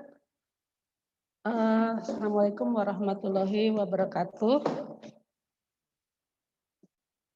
Saya sedikit sudah tadi cukup mendengarkan ya dari dari Pak Susilo, juga dari Mbak Safira. Terima kasih sudah mendukung gerakan kami untuk mengedukasi masyarakat mengenai kental manis bukan susu gitu. Tadi juga sempat Pak Susilo mungkin berupaya ya dengan memberikan saran atau usul kepada produsen untuk mungkin bisa membuat satu produk yang, karena kan sekarang masyarakat alasannya mereka memilih kental manis karena terjangkau gitu kan harganya. Memilih produk susu dalam bentuk lain, misalnya dalam bentuk bubuk, tapi harganya agak mirip atau sesuai dengan harga kental manis gitu. Nah ini sebenarnya jadi perhatian kami Kopmas juga, karena sempat menemukan itu ada sebuah produk dari terbaru ya, produk ini memang terbaru dari Nestle Ideal itu. Mereka sudah mempromosikan susu bubuk dalam bentuk saset gitu. Dan harganya juga relatif murah, Rp2.000. Mungkin selisihnya sekitar 500 dengan yang kental manis gitu. Tapi saya coba meneliti sebenarnya komposisinya, ternyata itu tidak jauh berbeda dengan komposisi yang ada di kental manis gitu. Jadi terutama di lemak itu hanya 3%, kemudian proteinnya juga hanya 1%. Padahal masyarakat sekarang ini kan memang mereka masih mencari tahu ya. Masyarakat itu masih belum banyak tahu. Sebenarnya susu yang baik untuk anak kami, susu apa sih gitu. Kadang-kadang orang tua bertanya, susu kalau untuk orang tua itu susu apa gitu. Jadi buat masyarakat Indonesia menganggap susu itu adalah minuman cairan berwarna putih. Mungkin masih yang banyak seperti itu. Ketika edukasi mengenai susu saja belum sampai, gitu. Saya sempat melihat video waktu itu, jadi dia tutorial memberitahu macam-macam susu, jadi susu kental manis kandungannya seperti ini, susu bubuk seperti ini, susu segar atau susu UHT itu seperti apa. Itu sebenarnya masyarakat sedang diedukasi gitu. Nah, ketika masyarakat tahunya susu bubuk itu harusnya kandungannya proteinnya cukup tinggi, ada di angka di atas 20 gitu kan. Ketika sekarang ada produk baru bubuk tapi komposisinya sama dengan yang kental manis, ini luar biasa buat saya. Saya merasa ini justru celah buat mereka untuk membuat suatu produk yang buat saya seperti pembohongan publik akhirnya gitu. Karena masyarakat Indonesia kan tidak literasi untuk membaca komposisi itu masih sangat rendah gitu kan. Jadi persepsi masyarakat dengan SKM adalah susu aja itu susah banget kita menghapusnya gitu kan. Apalagi ketika dihadirkan lagi dengan produk-produk yang akhirnya ini sebenarnya penyesatan informasi juga buat saya gitu. Nah, sebenarnya memang yang paling penting adalah layanan masyarakat yang dibuat oleh pemerintah melalui Kemenkes, mungkin kerjasama dengan BPOM. Saya sebenarnya berharap bagaimana misalnya ada seorang public figure atau katakanlah ya orang itu kan banyak sekarang idolanya gitu. Seorang public figure itu bisa digunakan untuk memberikan edukasi kepada masyarakat mengenai kental manis ini. Karena ini sungguh taruhan yang sangat besar. Generasi kita itu akan dipertaruhkan di sini gitu kan. Tapi kan sekarang ini kita belum mendapat perhatian sama sekali ya dari mereka gitu. Bahkan saya juga ngerasa yang mendukung juga, ya walaupun sudah banyak yang mendukung gitu. Tapi kalau untuk dari pemerintahnya sendiri, juga mungkin produsennya sendiri sebagai bentuk tanggung jawab bahwa penyesatan informasi ini sudah 90 tahun ya dilakukan, itu belum ada sama sekali yang melibatkan ya orang-orang seperti public figure untuk bisa membantu kita memasyarakatkan gerakan ini gitu loh, bahwa kental manis ini bukan susu yang baik untuk anak-anak. Itu satu mengenai adanya sekarang keluar produk baru yang sebenarnya juga kita harus waspadai gitu loh. kalau produk itu benar-benar susu bubuk dan komposisinya memang baik, itu nggak apa-apa. Tapi kalau ini akhirnya jadi penyesatan informasi atau pembohongan publik, ini juga bahaya kan gitu. Itu satu. Kemudian mengenai tadi alur bagaimana sebuah iklan itu diproses dan dia sudah keluar dalam artian sudah melalui rapat dengan BPOM gitu. Nah, Kopmas sendiri di tahun ini banyak menemukan temuan-temuan pelanggaran-pelanggaran dalam iklan dan sudah dilaporkan ke KPI. Kemudian mereka menegur gitu kan. Apakah itu nggak buang? Apakah memang benar gitu kan selama ini bahwa iklan memang melalui alur itu gitu loh. Sudah melalui rapat dengan BPOM gitu. Kalau kenyataannya di lapangan masih banyak pelanggaran-pelanggaran. Apakah memang ini bentuk kenakalan dari produsen bekerja sama dengan yang memproduksi iklan? Itu saya sih agak sedikit pengen tahu gitu. Seharusnya ketika memang alurnya itu sudah dijalani, rapat dengan BPOM, tidak ada lagi iklan-iklan sebenarnya yang melanggar ketentuan dari BPOM itu gitu. Itu dua sih yang sedikit saya cermati, mudah-mudahan ke depan memang pangsa pasar terbanyak dari kental manis itu kan anak-anak. Ketika kita mencoba untuk melarang produsen untuk memberikan ini kepada anak-anak, tentunya ini tidak mudah gitu kan. Tidak mudah, ini kan kita bicara sebuah produksi besar gitu. Makanya, tapi juga di sini ada generasi yang dipertaruhkan, karena temuan-temuan Kopmas di lapangan jelas-jelas melihat dengan mata kepala sendiri bagaimana para ibu dengan tanpa rasa bersalah dan tanpa rasa khawatir mereka memberikan anak-anak mereka dengan konsumsi kental manis secara berlebihan gitu. Ini yang terus kami perjuangkan, mudah-mudahan nanti banyak teman-teman yang membantu juga. Di sini ada para blogger, juga media, hati-hati gitu. Karena gerakan kami ini untuk memasyarakatkan bahwa kental manis bukan susu dan bukan minuman anak itu tidak mudah gitu.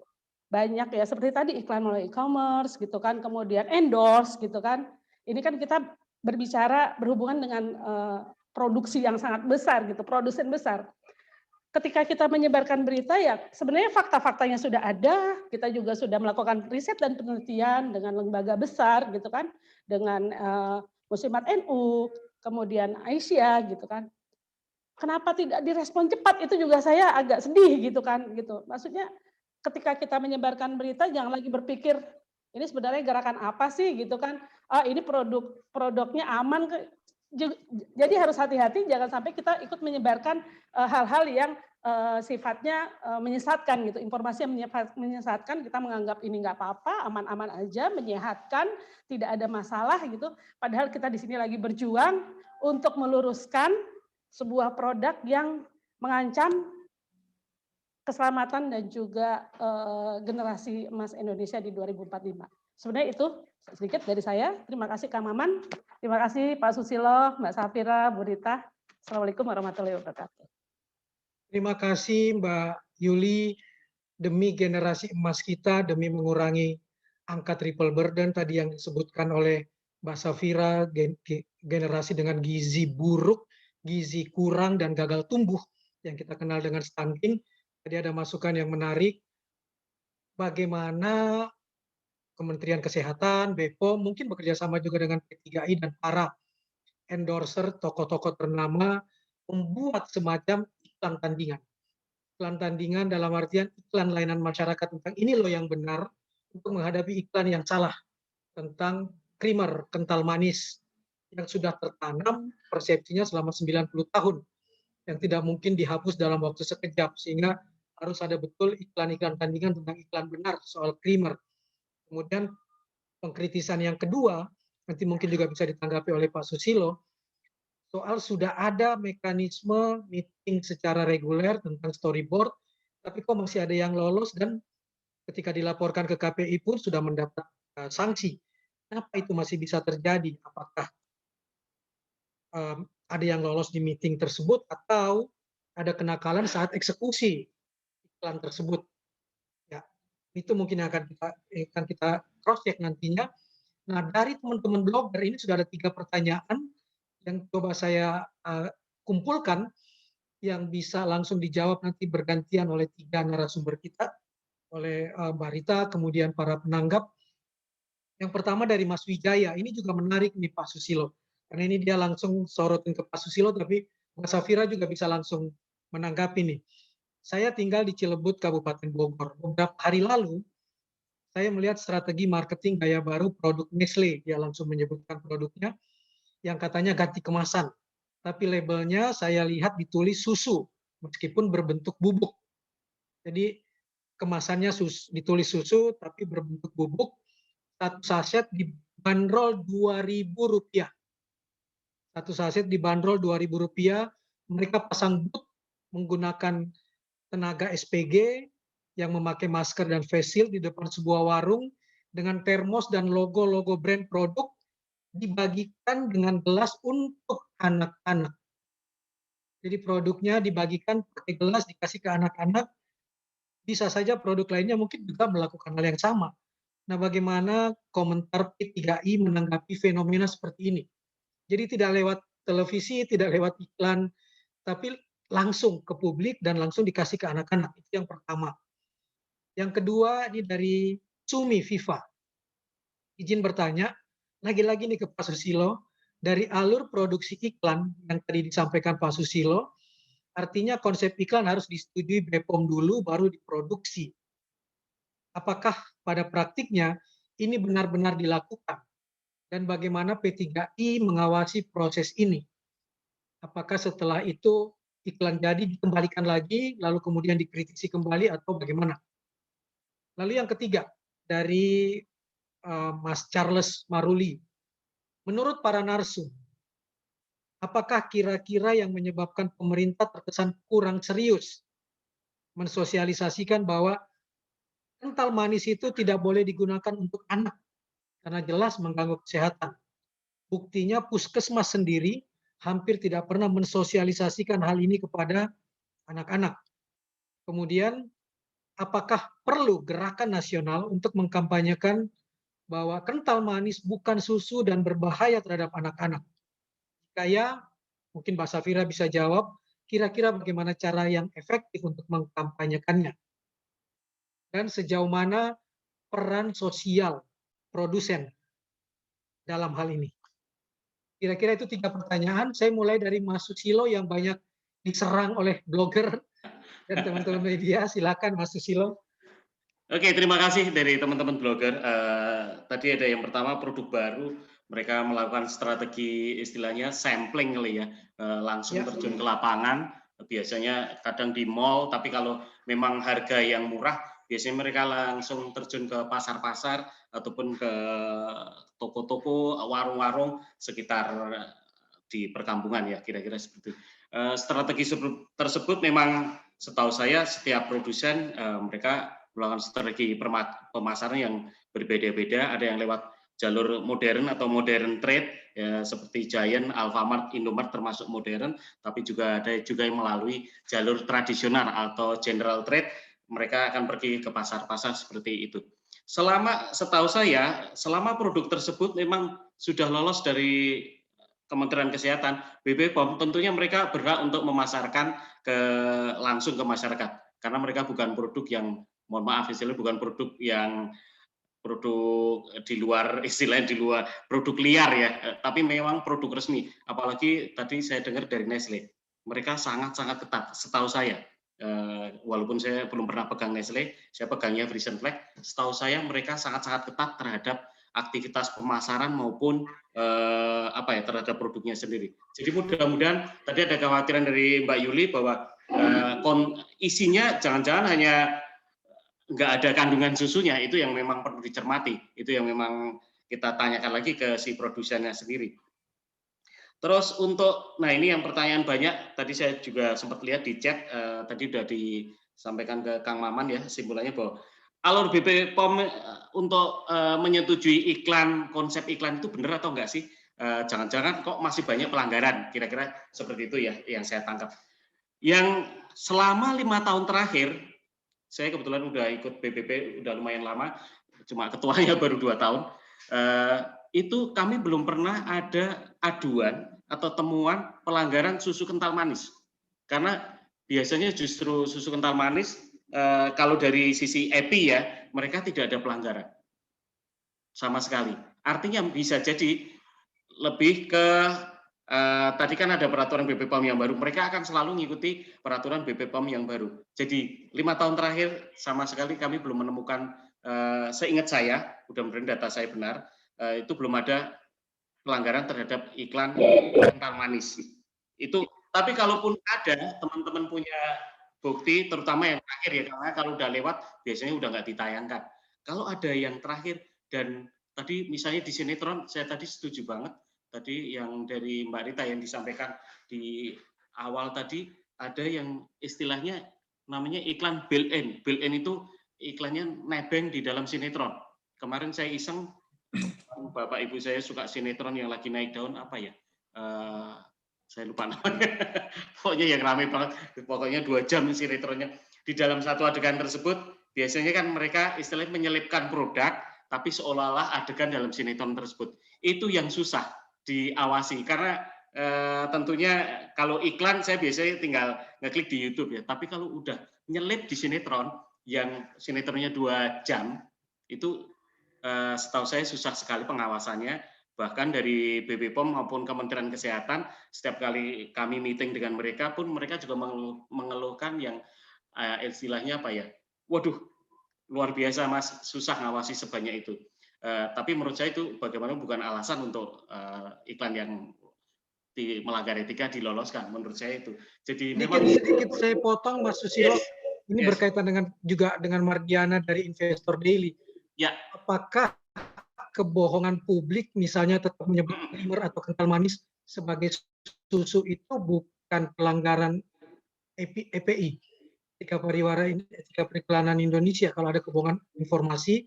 Yang pertama, dan yang kedua, tidak pernah ya ditemukan di storyboard di mana anak-anak dilibatkan dalam iklan kental manis, padahal peraturannya mengatakan tidak boleh dan kemudian tidak boleh diseduh, tapi karena hanya topping.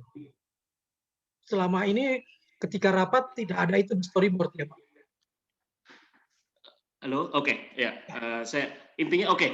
Nanti kalau memang ada katakanlah yang tidak sesuai, tentunya kami akan lakukan peneguran dan karena kami ada tim yang ada di BPOM. Setahu saya tidak ada. Misalnya anak-anak ada di situ. Setahu saya, misalnya tadi ada ketentuan ya pasal-pasal yang menyatakan iklan yang menggunakan anak-anak itu seperti apa. Kalau susu kental manis, setahu saya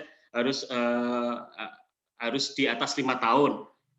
Dan itu tidak ada ya, anak-anak di bawah 5 tahun itu setahu saya nggak ada. Karena kalau ada, pasti ada pengaduan terhadap kami. Terus tadi, apakah pembohongan publik? Saya nggak tahu kategori pembohongan publik di sini seperti apa. Karena kalau memang sudah lolos dari BPOM, ya tentunya BPOM tidak menganggap itu sebagai kebohongan publik. Tentunya ini berkaitannya dengan legal ya. Sekali lagi, untuk BPP sendiri bukan legal, badan legal.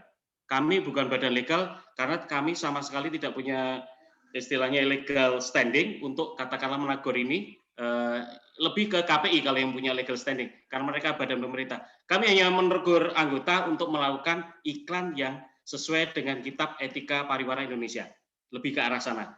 Tapi kalau ada penemuan itu kami senang sekali kalau memang tadi katakanlah di sinetron ada yang melanggar terus yang dianggap pembohongan publik seperti apa. Silakan dikirim ke kami dan kami akan memberikan tanggapan kalau memang katakanlah iklan yang terbaru ya katakanlah setahun terakhir, karena kalau udah lewat kami agak susah, pasti biasanya mereka sudah tidak ditayangkan lagi, jadi percuma kalaupun kita lakukan teguran. Tapi kalau yang terbaru dan memang terbukti dianggap melakukan pembohongan publik ataupun menurut teman-teman di sini secara kritis kami anggap ini tidak sesuai dengan etika, ya mungkin bisa diberikan ke kami untuk kami lemparkan ke forum kami karena kami ada 11 anggota yang bisa kami diskusikan bahkan secara instan via WA. Saya nggak perlu nunggu rapat bulanan, biasanya seperti itu mekanismenya. Itu Kang Maman. Punten. Yang terakhir tadi pertanyaannya Pak, ada nggak terdorong tidak P3I bekerja sama dengan institusi lain untuk mensosialisasikan ke publik semacam iklan layanan masyarakat bahwasanya entah itu CSR bentuknya atau apa, bahwasanya kental manis itu creamer bukan susu dan tidak cocok untuk anak-anak di bawah usulan Kopmas di bawah 5 tahun misalnya. Oke, pertanyaannya bagus karena gini Kang Maman, ini agak kami Asosiasi Perusahaan Periklanan Indonesia, artinya kami mendapatkan order iklan dari para perusahaan. Tentunya kami tidak akan membuat iklan, katakanlah dalam quote ya, quote unquote, kami menentang atau istilahnya justru melawan para produsen. Tapi yang kami pegang adalah selama itu ada izin BP POM, Kementerian Kesehatan, dan tidak melanggar EPI, itu yang kami pegang. Dan selama ini apakah ada inisiatif dari P3I? Selama ini belum ada. Karena menurut saya lumayan sensitif terhadap beberapa teman kami yang menangani klien-klien. Yang mungkin bisa kami kerjakan adalah membantu teman-teman mungkin dari Kopmas ataupun dari asosiasi produsen, katakanlah untuk membuat iklan layanan masyarakat, itu yang mungkin bisa kami bantu. Tapi kalau untuk inisiatif tentunya kami tidak, karena ini inisiatif logikanya dari produsen ya, produsen ataupun dari katakanlah dari masyarakat. Itu Kang Maman. Makasih sekedar masukan dari Mbak Yuli ini di chat tadi. Betul, selama ini YAICI, Kopmas melaporkan pelanggaran itu ke KPI dan BPOM dan BPOM.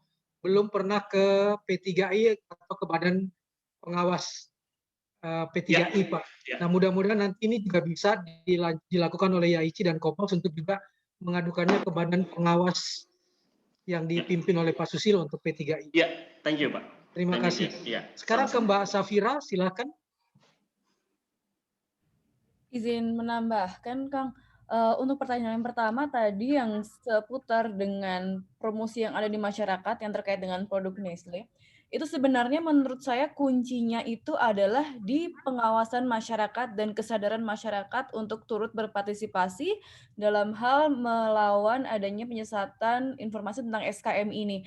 Namun yang masih menjadi permasalahan adalah bagaimana masyarakat sendiri mau mengawasi, mau berpartisipasi jika hal dasar ilmu pengetahuannya saja masih belum cukup seperti itu. Makanya saya menggarisbawahi, saya menekankan kepada BPOM untuk membuat kerjasama atau MOU dengan berbagai lembaga kementerian, dengan LSM, Ormas, dan sebagainya untuk membuat sebuah gerakan terkait bahwa SKM ini memang tidak cocok untuk dijadikan sumber gizi yang cukup bagi anak, seperti itu.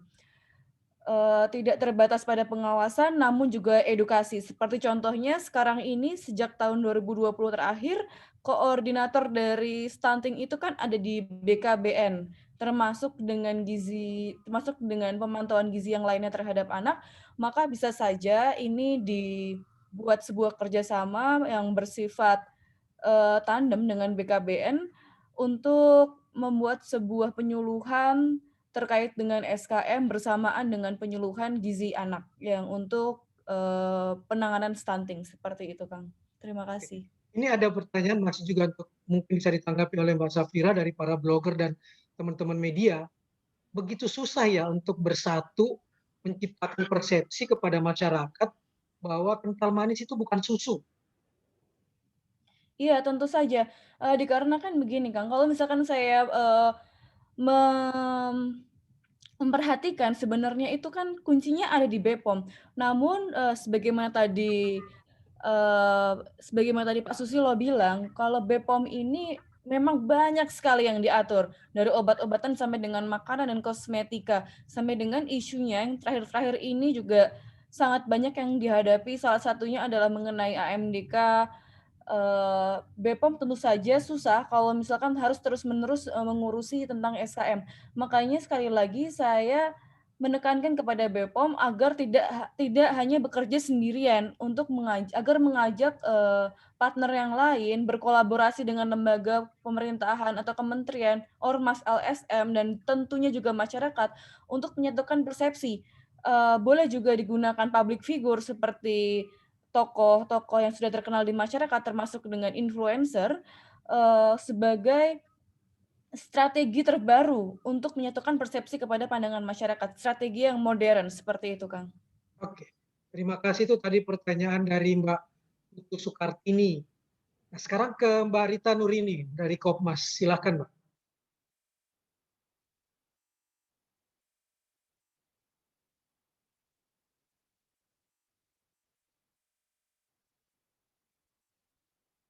Suaranya belum muncul, Mbak Rita. Suaranya belum dibuka, Mbak Rita. Kang, sebelumnya Bu Rita, karena masih belum bisa, saya coba menanggapi yang tentang penataan produk ya, Kang ya. Oh iya, ada ini soal peletakan produk di tempat-tempat penjualan. Ya, Iya. itu sependek pengetahuan saya, jika pengaturan mengenai supermarket dan minimarket itu ada di daerah, Kang. Jadi, menurut hemat saya adalah, kembali lagi kolaborasi, tidak hanya kementerian atau lembaga di pusat, namun juga BPOM harus koordinasi dengan pemerintah daerah, sehingga pemerintah daerah itu bisa mengeluarkan sebuah peraturan atau surat edaran yang diberikan kepada swalayan atau minimarket, supermarket yang ada di daerahnya, untuk melakukan penataan produk bahwa SKM ini jangan disatukan dengan produk susu yang untuk anak. Saya sudah dapat contohnya sebenarnya, cuma tidak langsung khusus mengatur mengenai SKM, penataan produk SKM. Ini contohnya ada di Perda Provinsi Kalimantan Timur. Di sini Perda ini sangat jelas mengatur mengenai luas dari supermarket itu sendiri, mengenai tingginya, atau mengenai peletakan mengenai jarak antara minimarket dengan pasar rakyat dan sebagainya. Kesimpulannya adalah memang peraturannya yang berhak mengatur, memiliki kewenangan untuk mengatur adalah di daerah. Terima Oke. kasih, Kang. Ini menarik masukan satu tentang perlunya perda ya. Iya. Untuk dalam soal supaya tidak lagi salah nanti kalau ada istilah sweeping ke tempat-tempat penjualan mengenai peletakan produk-produk ini. Betul, Jadi Kang. harus kerjasama juga dengan pemerintah daerah. Nah, sekarang ke Mbak Rita, silakan Mbak Rita. Ya, oke, Kang Maman, terima kasih.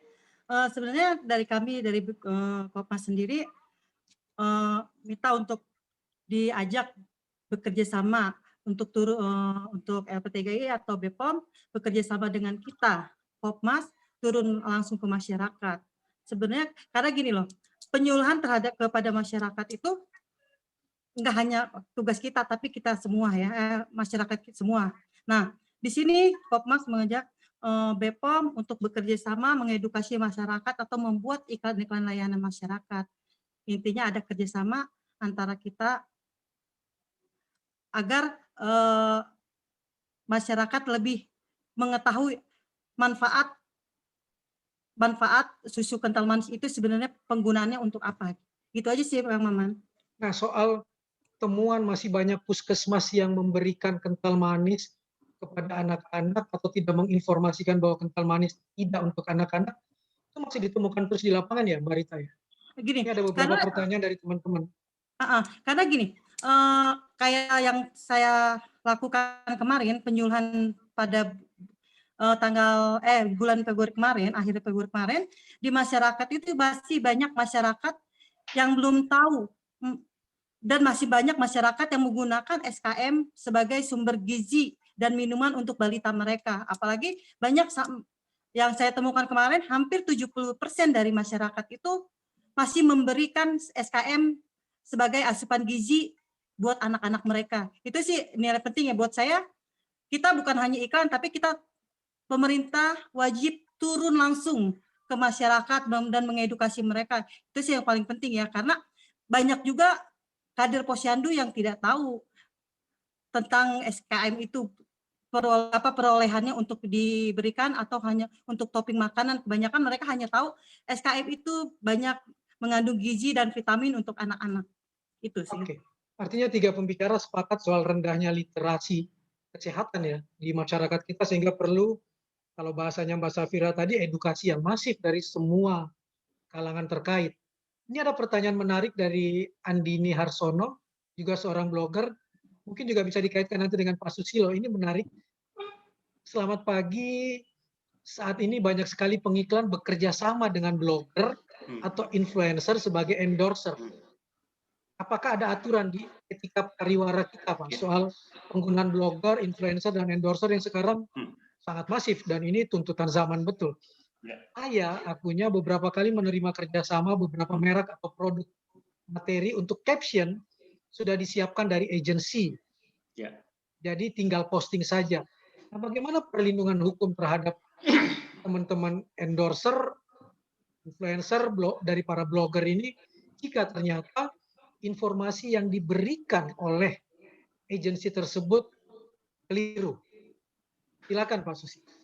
Oke, terima kasih. Kebetulan di kitab EPI yang terbaru udah diatur juga bahwa semua termasuk influencer ataupun endorser yang melalui terutama digital sosial media ya di sini, katakanlah misalnya melalui Instagram dan mereka bisa mengendorse, itu yang hati-hati buat teman-teman blogger ataupun vlogger, karena kalau hukumnya ketika itu udah keluar dari teman-teman itu otomatis ada secara legal bisa terkena, karena banyak kitab dari BPOM kemarin yang juga mengacu ke EPI, walaupun EPI sendiri sebenarnya bukan kitab, bukan legal ya, lebih ke arahan etika. Itu disebutkan bahwa setiap endorser ataupun vlogger ataupun intinya yang beriklan melalui sosial media itu juga harus patuh terhadap semua kitab EPI. Kalau di situ bahkan ditegaskan ketika mereka menyampaikan produk itu misalnya seolah-olah pengalaman pribadi, harus ditegaskan bahwa itu memang iklan. Dari awal mereka bahwa ini adalah pesan berbayar atau pesan bersponsor, itu harus tegas. Jangan sampai kesannya seolah-olah pengalaman pribadi, tapi sebenarnya itu adalah iklan. Itu yang jadi masalah kemarin, pelanggaran etika banyak seperti itu. Misalnya mungkin saya berikan contoh, walaupun ini bukan iklan kental manis, tapi kemarin ada katalah Ibu Siska yang chef itu ya, ibu chef senior, saya lupa namanya, Ibu Siska itu. Ya, beliau sempat membuat heboh, saya akan gantung panci. Terus wah, udah langsung jadi berita, bahkan diamplifikasi oleh media massa, termasuk di media digital juga, yang jadi heboh, jadi berita viral. Tapi ternyata habis itu ada Instagram berikutnya, saya tidak jadi berhenti gantung panci karena sudah ada produk ini yang membuat saya menjadi lebih nyaman dalam memasak. Jadi artinya itu iklan dan ada semacam teaser itu yang nggak boleh. Jadi itu sangat-sangat tegas kita atur bahwa semua vlogger ataupun iklan yang melalui sosial media, terutama teman-teman di sini, itu harus ada, katakanlah kalau ada produk titipan itu juga harus ada bahwa pesan ini adalah pesan berbayar ataupun bahwa ini iklan, harus tegas-tegas disampaikan seperti itu. Walaupun saat ini tentunya kami menegurnya, kami akan melalui ya kerjasama dengan kalau televisi pastinya teman-teman KPI, ataupun kalau enggak ya kami langsung ke asosiasi teman-teman yang digital, di Asosiasi Digital Indonesia ada, itu yang kami berusaha untuk tegur ke arah sana. Kira-kira seperti itu, Mas atau Mbak bertanya? Ya, menarik sekali ini teman-teman blogger yang menerima peran sebagai endorser. Tadi menarik dari Pak Susilo, harus betul-betul ada disclaimer bahwa itu advertorial. Ya. Jadi ikatan etikanya sama dengan iklan-iklan advertorial di media cetak dan di media manapun. Harus ada pagar api mengatakan bahwa itu iklan atau advertorial, karena kalau tidak itu menjadi tanggung jawab pribadi yang para endorser, para blogger ini yang bahaya, yang bisa lebih berbahaya dari bintang iklannya sendiri, karena tidak ketahuan sebagai iklan dan itu adalah tanggung jawab pribadi ya Pak. Jadi masukan baru buat teman-teman blogger, kalau menerima pesan seperti ini jangan lupa minimal menulis singkat saja ADV seperti di media-media cetak, berarti orang tahu itu advertorial. Kalau tidak, dengan tanggung jawab besar minta bayar lebih mahal lagi. Tanggung jawabnya tanggung jawab hukum. Ini hal yang menarik dan ternyata itu ada dalam EPI ya Pak ya? Iya, ada. Ada dalam etika pariwara Indonesia. Iya. Baik, dan juga ada mungkin dalam etika media cyber tentang pengakuan soal ini iklan atau bukan. Ini juga berlaku untuk kalau kita nonton infotainment Pak Susilo, misalnya tiba-tiba ada artis bicara gosipnya dulu, baru tiba-tiba masuk cerita bahwa setiap pagi saya memberi minum susu ini pada anak saya dan tidak ditulis sebagai advertorial tapi bagian dari tayangan infotainment, itu artinya tanggung jawabnya juga pada si artisnya. Jadi itu sebenarnya sudah termasuk kategori pelanggaran kalau dia tidak ada katakanlah disclaimer di layarnya bahwa itu sebenarnya iklannya. Jadi kan kita seolah-olah itu kayak kehidupan dia sehari-hari, padahal iklan gitu. Itu yang itu udah melanggar etika kategorinya. Menarik nih buat Yaichi. Bagaimana Itu Farid? Kang Ya. Maman, seperti yang tadi ada di iklan yang pernah ada di slide saya, ada seorang bapak memberikan itu iklan memberikan susu kepada anaknya yang menurut saya belum berusia 2 tahun itu ya. Itu juga kan sama aja iklan ya, nggak secara langsung. Nah itulah. Melanggar. Terus, mungkin juga dia ada sedikit ya Pak. Mungkin P3I bisa bantu Kopmas sampaikan kepada produsen untuk ikut bersama dengan Kopmas turun langsung mengedukasi kepada masyarakat di bawah langsung. Gitu kan. Karena terus terang dalam acara ini kami telah mengundang produsen namun mereka tidak bisa mengirimkan perwakilannya. Ini sangat kita sayangkan gitu loh. Oke. Ini juga ternyata ditemukan ini dari Putu Soekartini, Pak Susilo, ditemukan dalam misalnya iklan tayangan acara memasak misalnya. Juga ada tambahan misalnya dari chefnya memasukkan dalam resepnya kental manis di dalam situ misalnya. Ini pun berlaku hal yang sama kan Pak? Sama, selama sebenarnya itu kalau sudah terang-terangan ya mereknya itu dia mengiklan ya emang harus ada disclaimer yang menyebutkan bahwa itu iklan. Tapi kalau nggak salah dia juga tadi tulisannya menyebutkan bahwa itu susu ya. Susu walaupun itu sebenarnya kental manis, itu tambahannya itu ya. Kalau memang tidak, kami menyorotinya lebih ke bahwa itu menyatakan bahwa itu iklan. Tapi mungkin bukan penyebutan susu atau kental manisnya, kami nggak masuk ke arah sana. Oke. Ini masih dari Mas Charles, mungkin dari Mbak Safira dan teman-teman yang lain yang mengkritisi kebijakan publik nih. Menurut Anda, apa kira-kira yang menyebabkan pemerintah terkesan kurang serius untuk mensosialisasikan bahwa kental manis atau creamer itu tidak boleh digunakan oleh anak, mengganggu kesehatan, bukan susu. Itu gimana Mbak Safira? Kalau menurut saya dikarenakan sebenarnya pemerintah ini menggalakkan adanya susu kental manis ini bukan merupakan sumber gizi yang cukup bagi anak-anak itu hanya pada saat Perka BPOM 31 2016 dan SE sebelumnya itu dikeluarkan. Namun setelahnya tidak ada tindakan untuk memaintain upaya pelurusan persepsi kepada masyarakat seperti itu. Kemudian yang kedua, kolaborasi juga belum saya temui ada yang resmi berbentuk MOU.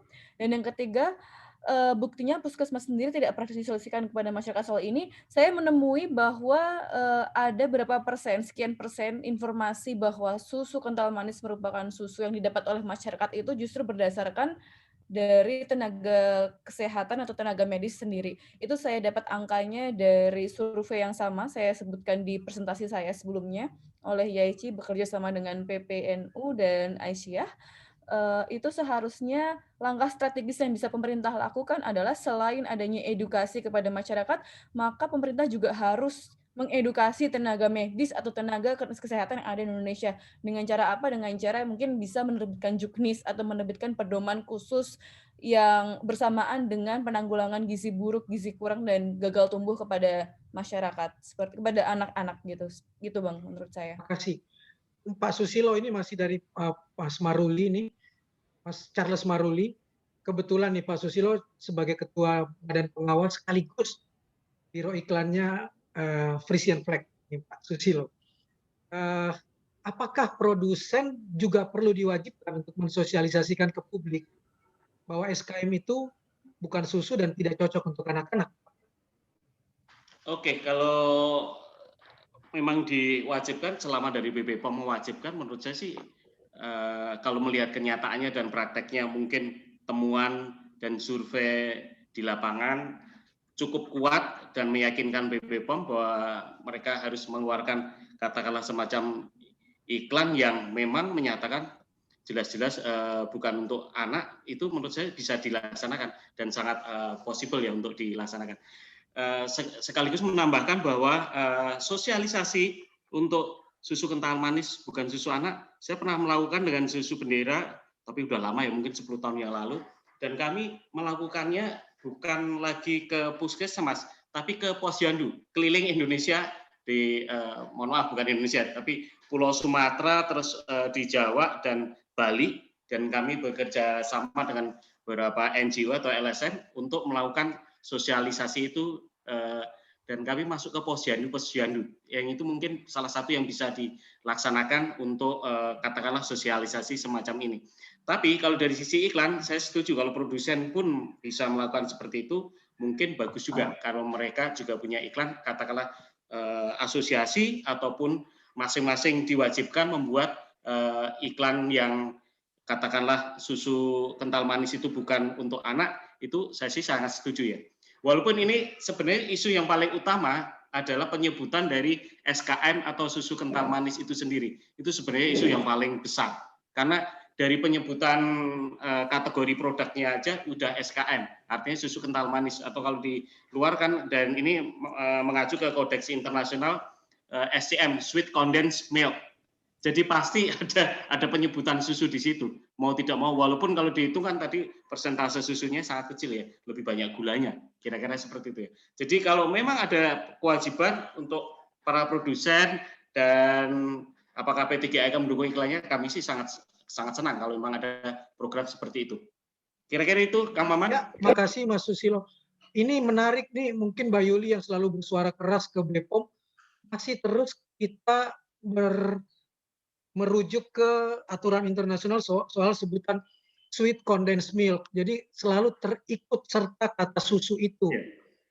Apakah tidak mungkin ada terobosan dari BPOM atau nanti di undang-undang BPOM untuk Indonesia membuat terobosan tersendiri, menghilangkan kata susu dan betul-betul sesuai dengan apa yang ada di dalam penjelasan-penjelasan bahwa itu adalah creamer, itu adalah kental manis, dan itu bukan susu. Jadi tidak harus terpaku pada istilah sweet condensed milk. Bagaimana Mbak Yuli atau Mbak Safira? Mbak Yuli dulu deh. Mbak Yuli? Oh, enggak. Halo? Ya. Ya. Yang selalu jadi perdebatan antara YAICI dengan BPOM soal sebutan internasional tentang sweet condensed milk. Jadi terbawa terus tuh kata susu. Gimana tuh Mbak Yuli?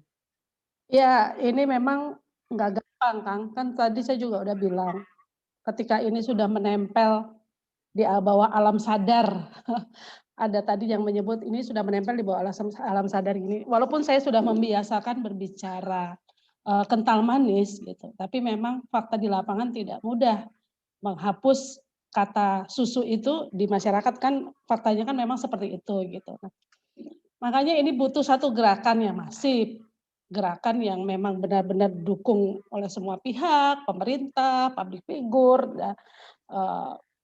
karena apa? Ya ini tadi, apa kita butuh dengan iklan yang sudah 90 tahun kita bisa menghapus itu, butuh 90 tahun juga gitu kan. Nah, untuk menghapuskan kita berbicara bahwa kental manis itu bukan susu aja, kan tadi saya udah bilang masyarakat Indonesia kadang kedelai aja dia menyebutnya ini adalah bukan sari kacang kedelai tapi susu kedelai gitu. Jadi ketika melihat sesuatu yang berwarna putih itu kan, dan ini minuman yang berwarna putih, udah stigmanya langsung muncul susu gitu. Jadi ketika kental manis ini masih warnanya putih, nah ini kan sulit, apalagi dengan persepsi iklan yang sudah masuk ke kita selama 90 tahun. Jadi saya rasa untuk bisa menghilangkan kita berbicara susu, ya memang butuh satu gerakan yang masif dan didukung semua pihak gitu. Kalau untuk ke BPOM sendiri kan memang masih terpaku dengan kodeks. Kita nggak bisa gitu. Kita nggak punya kekuatan apa-apa untuk menghilangkan itu gitu. Itu kan sudah dari halo? Iya Mbak Yuli, ini ya. Mbak Putu masih penasaran betul. Kan tenggat waktu kita April nih. Iya. April. Nah, nomenklaturnya di Perka BPOM itu masih boleh menyebut susu kental manis atau cukup kental manis saja di dalam ucapan maupun di dalam tulisan yang tertempel di produk. Dalam labelnya sendiri, waktu Perka ini ada kan, labelnya itu sendiri kan sebenarnya di depan sudah jelas-jelas gitu. Dari awal kita lihat di kaleng-kaleng atau di saset itu susu kental manis dan sudah tidak ada, hanya kental manis gitu kan. Nah, itu sesuai dengan Perka BPOM ya? Iya, sesuai. Jadi harus kental manis. Harus kental manis. Ya. Tapi kan tetap aja menghilangkan susu yang sudah ada di alam bawah sadar kita tuh agak sulit gitu. Nah, ini makanya butuh satu gerakan yang sama-sama harus kita ini. Jadi sebenarnya buat saya sih perkara memang akhirnya banyak sih masyarakat di teman-teman sendiri suka gini, masih ada kok susunya walaupun kecil gitu loh, walaupun ada di belakang itu masih ada kok susunya gitu. Nah memang ini kan jadi sebenarnya kayak jadi duri gitu loh, jadi kayak capek-capek kita bilang ini kental manis gitu, tapi kodeksnya sana masih membolehkan gitu. Ya ini butuh satu gerakan lah. Jadi sebenarnya kita sudah tahu komposisi, kita sudah bisa baca creamer itu seperti apa, lemak nabati itu kan sebenarnya kita udah tahu bahwa ini sebenarnya bukan susu gitu. Tapi ya itu tadi karena ini sudah benar-benar ada di kepala kita gitu. Jadi kadang-kadang kita mengucapnya juga suka lupa. Saya sudah membiasakan diri kental manis pun kadang-kadang suka keceplosan juga susu kental manis gitu. Nah ini sih sebenarnya saya tidak sebenarnya lebih pengen tuh masyarakat bahwa tahu ini loh peruntukannya dan ini tidak diberikan untuk bayi maupun untuk anak. Saya lebih ke situ sih kalau untuk masalah penyebutan sih. Nah ini menarik nih Mbak Safira, Mas Susilo, sama Mbak Yuli. Begitu mengajukan pertanyaan nih, Mbak Putu Soekartini katanya langsung buka kulkasnya mau ngecek. Kan Perka BPOM mengatakan tidak lagi boleh ada tulisan susu. Tulisannya creamer atau kental manis. Tapi begitu dia buka kulkas, itu masih ada tuh tulisan susu kental manis. Di stok kental manisnya.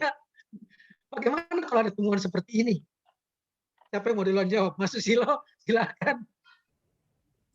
Ya, mungkin bisa jadi saya nggak tahu untuk kan kalau produsen kan ada jeda waktu katakanlah dengan peraturan ketika SKM-nya ada katakanlah misalnya 2 tahun ya. Begitu peraturan itu diterapkan mungkin ada perlu waktu untuk menghilangkan semuanya dari pasar. Tapi untuk yang produk yang udah masuk batch baru atau kategori produksi baru biasanya mereka sudah dirubah. Setahu saya seharusnya seperti itu. Oke, ayo Mbak Putul lihat expired date masih ada nggak tuh? Karena harusnya begitu April ini jadi haram kan dalam tanda kutip ya. Ini jadi tidak boleh kan kalau lihat tentang waktunya ya Mbak Yuli ya. Suaranya Mbak Yuli. Iya. Ya, tapi kan gini Kang, yang dihapus itu sebenarnya memang yang di tampak muka depan itu yang kalau saya selalu lihat, ini saya juga kebetulan lagi megang ini saset. Jadi di sini ada cuma kental manis gitu. Beda dulu keluaran yang dulu itu ada susu kental manis, sekarang sudah kental manis. Kadang-kadang ada susunya itu justru di belakang karena dia masih mengacu pada kodeks itu gitu dan kecil gitu. Cuma buat saya ini sudah ditulis kental manis pun masyarakat tetap dia menyebutnya susu. Itu yang jadi masalah gitu. Oke. Mbak Safira? Kalau yang tadi Pak Susilo dengan Bu Yuli jelaskan menurut saya udah komprehensif sekali, Kang. Ya. Yang saya tekankan adalah ini waktu tinggal Februari, Maret, April, tinggal 3 bulan lagi. 2 bulan ya, April sudah Februari ya. Habis masa tenggang. Ini sebenarnya kan dulu di Perka BPOM ini ada masa penyesuaian 30 bulan itu kan untuk menghabiskan batch. Dan BPOM masih kasih toleransi selama 30 bulan itu. Kalau seandainya sudah lewat, saya benar-benar harapkan BPOM tidak segan-segan untuk bersikap tegas dan memperlakukan sanksi apabila ditemukan ada pelanggaran. Sekian. Perlu nggak semacam usulan tadi Mbak Safira, semacam yang dicontohkan di Filipina, menuju ke sana dalam 2 bulan ini ada semacam public health warning, bahwa tenggat waktu tinggal 2 bulan, kata susu itu harus hilang, supaya kita juga bisa menjawab pertanyaan Mas Aryo Brono nih, yang murni ini creamer, ini kental manis, dan tidak untuk anak misalnya, supaya persepsi diluruskan sebelum tenggat waktu berakhir. Oh, tentu sangat diperlukan sekali, Kang. Apalagi sekarang BPOM juga aktif kan di Twitter dan sekarang masyarakat juga pasti akan lebih sering membuka Twitter dibandingkan membuka website dari BPOM itu sendiri. Alangkah lebih baiknya jika di keduanya BPOM ini benar-benar santer untuk meluruskan pandangan masyarakat bahwa SKM ini bukan sumber utama gizi bagi anak dan tidak cocok apabila dikonsumsi oleh anak seperti itu. Oke, makasih. Ada yang ingin menanggapi lagi? Mbak Rita, saya kok salah terus. Mbak Rita Nurini. Yang ingin ditanggapi dan apa yang akan dilakukan Kopmas dalam 2 bulan ini menuju ke tenggat waktu April?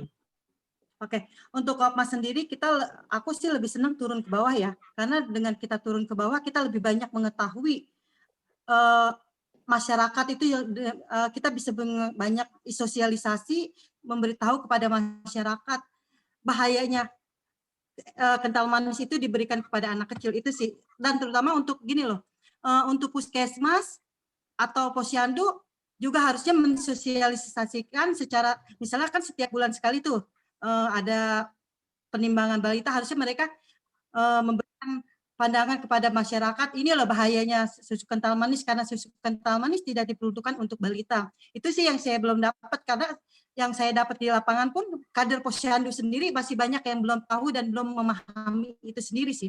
Terus untuk LP3I saya minta tolong sampaikan kepada BPOM dan produsen untuk yuk mari kita bersinergi untuk mengedukasi masyarakat langsung ke bawah. Kerjasama dengan itu sih Kang Maman. Intinya kerjasama dengan Dikbud tidak terjadi ya Mbak?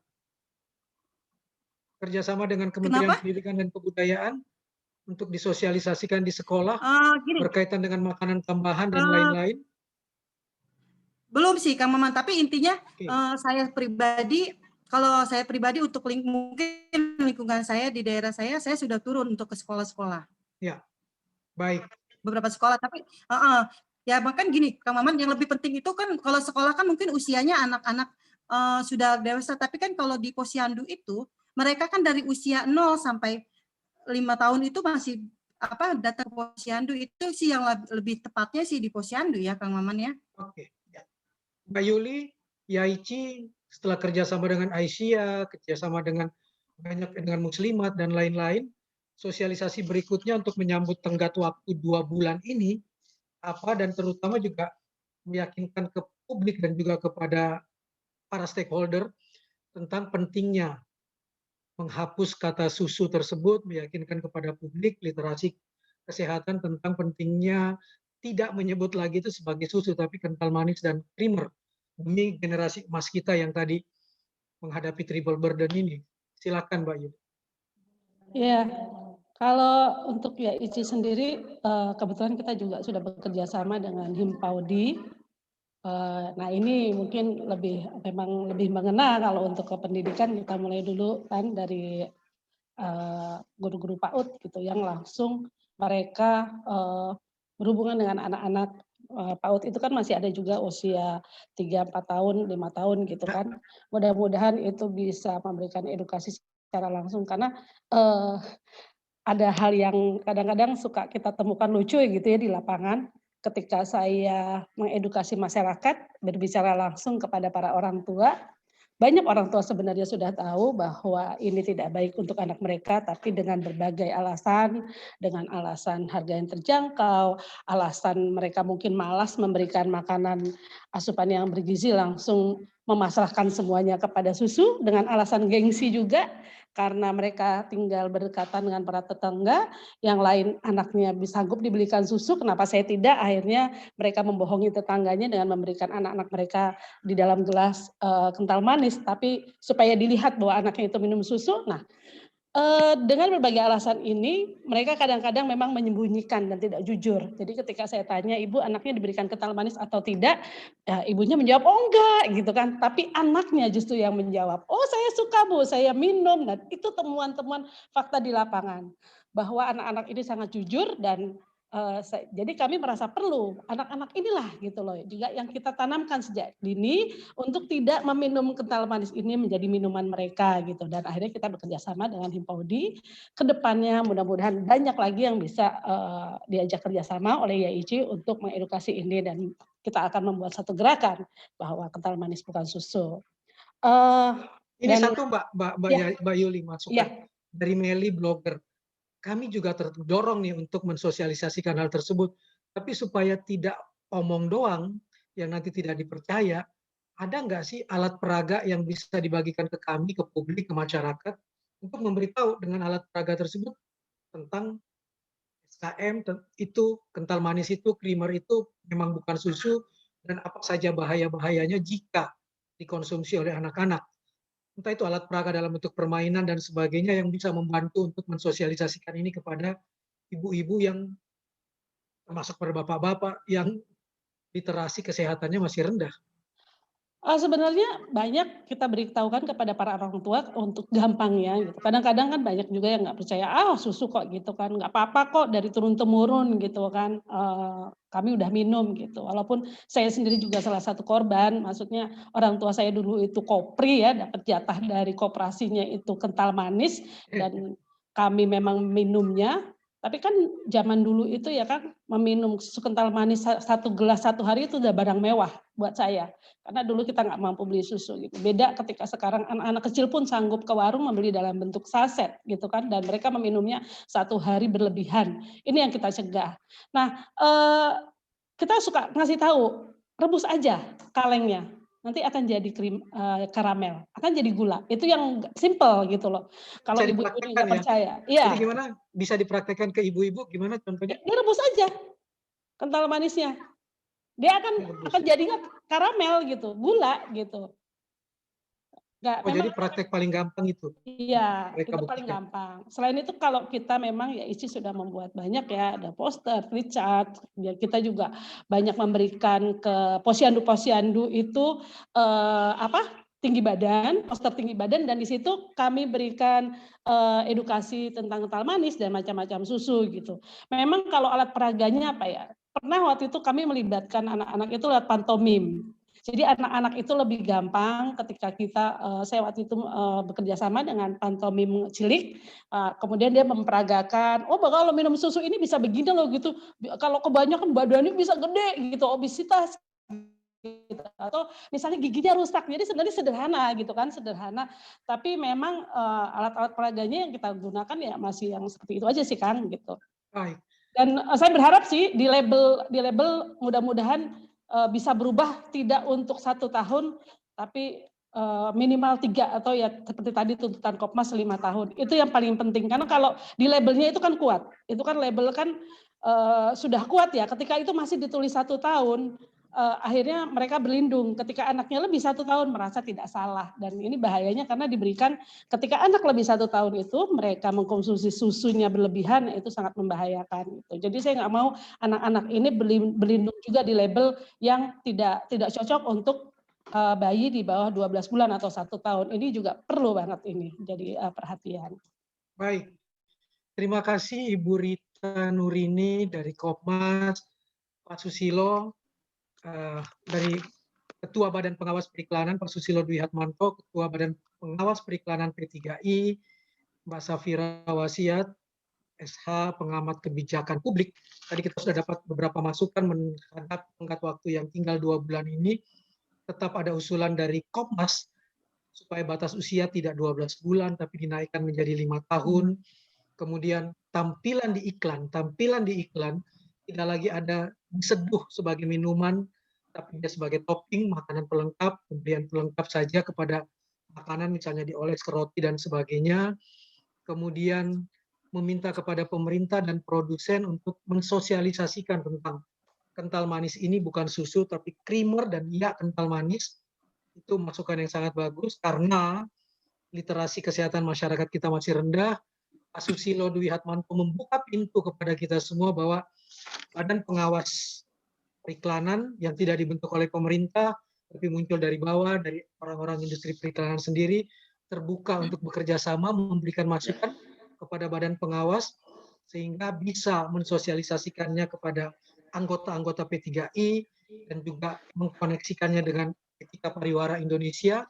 Dan ingat, ada aturan yang menarik, mudah-mudahan lolos nanti dalam RUU menjadi Undang-Undang Pengawasan Obat dan Makanan tentang sanksi yang cukup besar tadi, yang cukup menakutkan, mudah-mudahan betul-betul menakutkan dan bisa tegas seperti yang diucapkan oleh Mbak Safira Wasiat tadi tentang sanksi yang tidak boleh main-main, 3 tahun minimal pidana dengan sanksi 6 miliar rupiah. Nah, itu dilanggar dalam pelaksanaannya. Kira-kira itu poin-poin penting, mudah-mudahan pasal 54 dan 67 per BPOM 31 2018 ini tegak lurus dan bisa kita jalankan bersama-sama di bulan April nanti. Terima kasih Bapak Ibu semua, teman-teman blogger, teman-teman wartawan, para narasumber, Ibu Rita Nurini, Ibu Safira Wasiat, Pak Susilo Dwi Hatmanto, dan juga Mbak Yuli Supriyati. dan teman-teman YAICI, Kopmas, jangan pernah berhenti untuk mensosialisasikan hal tersebut demi generasi emas kita. Dan sebenarnya tidak lagi menunggu 2045, tapi dari sekarang tolong diingat data kita masih sangat menyedihkan. 1 dari 3 anak terindikasi gagal tumbuh, stunting, padahal target kita harus di bawah angka 16%. Terima kasih, saya tutup acara ini. Saya kembalikan ke panitia. Assalamualaikum warahmatullahi wabarakatuh. Waalaikumsalam. Wabarakatuh. Terima kasih semua teman-teman. Terima kasih Mbak Lena. Terima kasih semua. Terima kasih Mbak Safira, Mbak Rita, Mbak Yuki, Kang Ya, Mamat, sama-sama. Terima kasih. Mbak Tika. Ya. Silakan teman-teman yang mau live, yang mau live, yang mau meninggalkan. Mbak Putu nih. Buat olesan roti ya Mbak Putu ya. Terima kasih teman-teman semua. Silakan yang ingin pamit mundur. Saya izin pamit, Pak Maman, Silakan. Bu Rita, Bu Yuli, terima kasih. Ya, sampai jumpa lagi Mbak Safira. Lalu.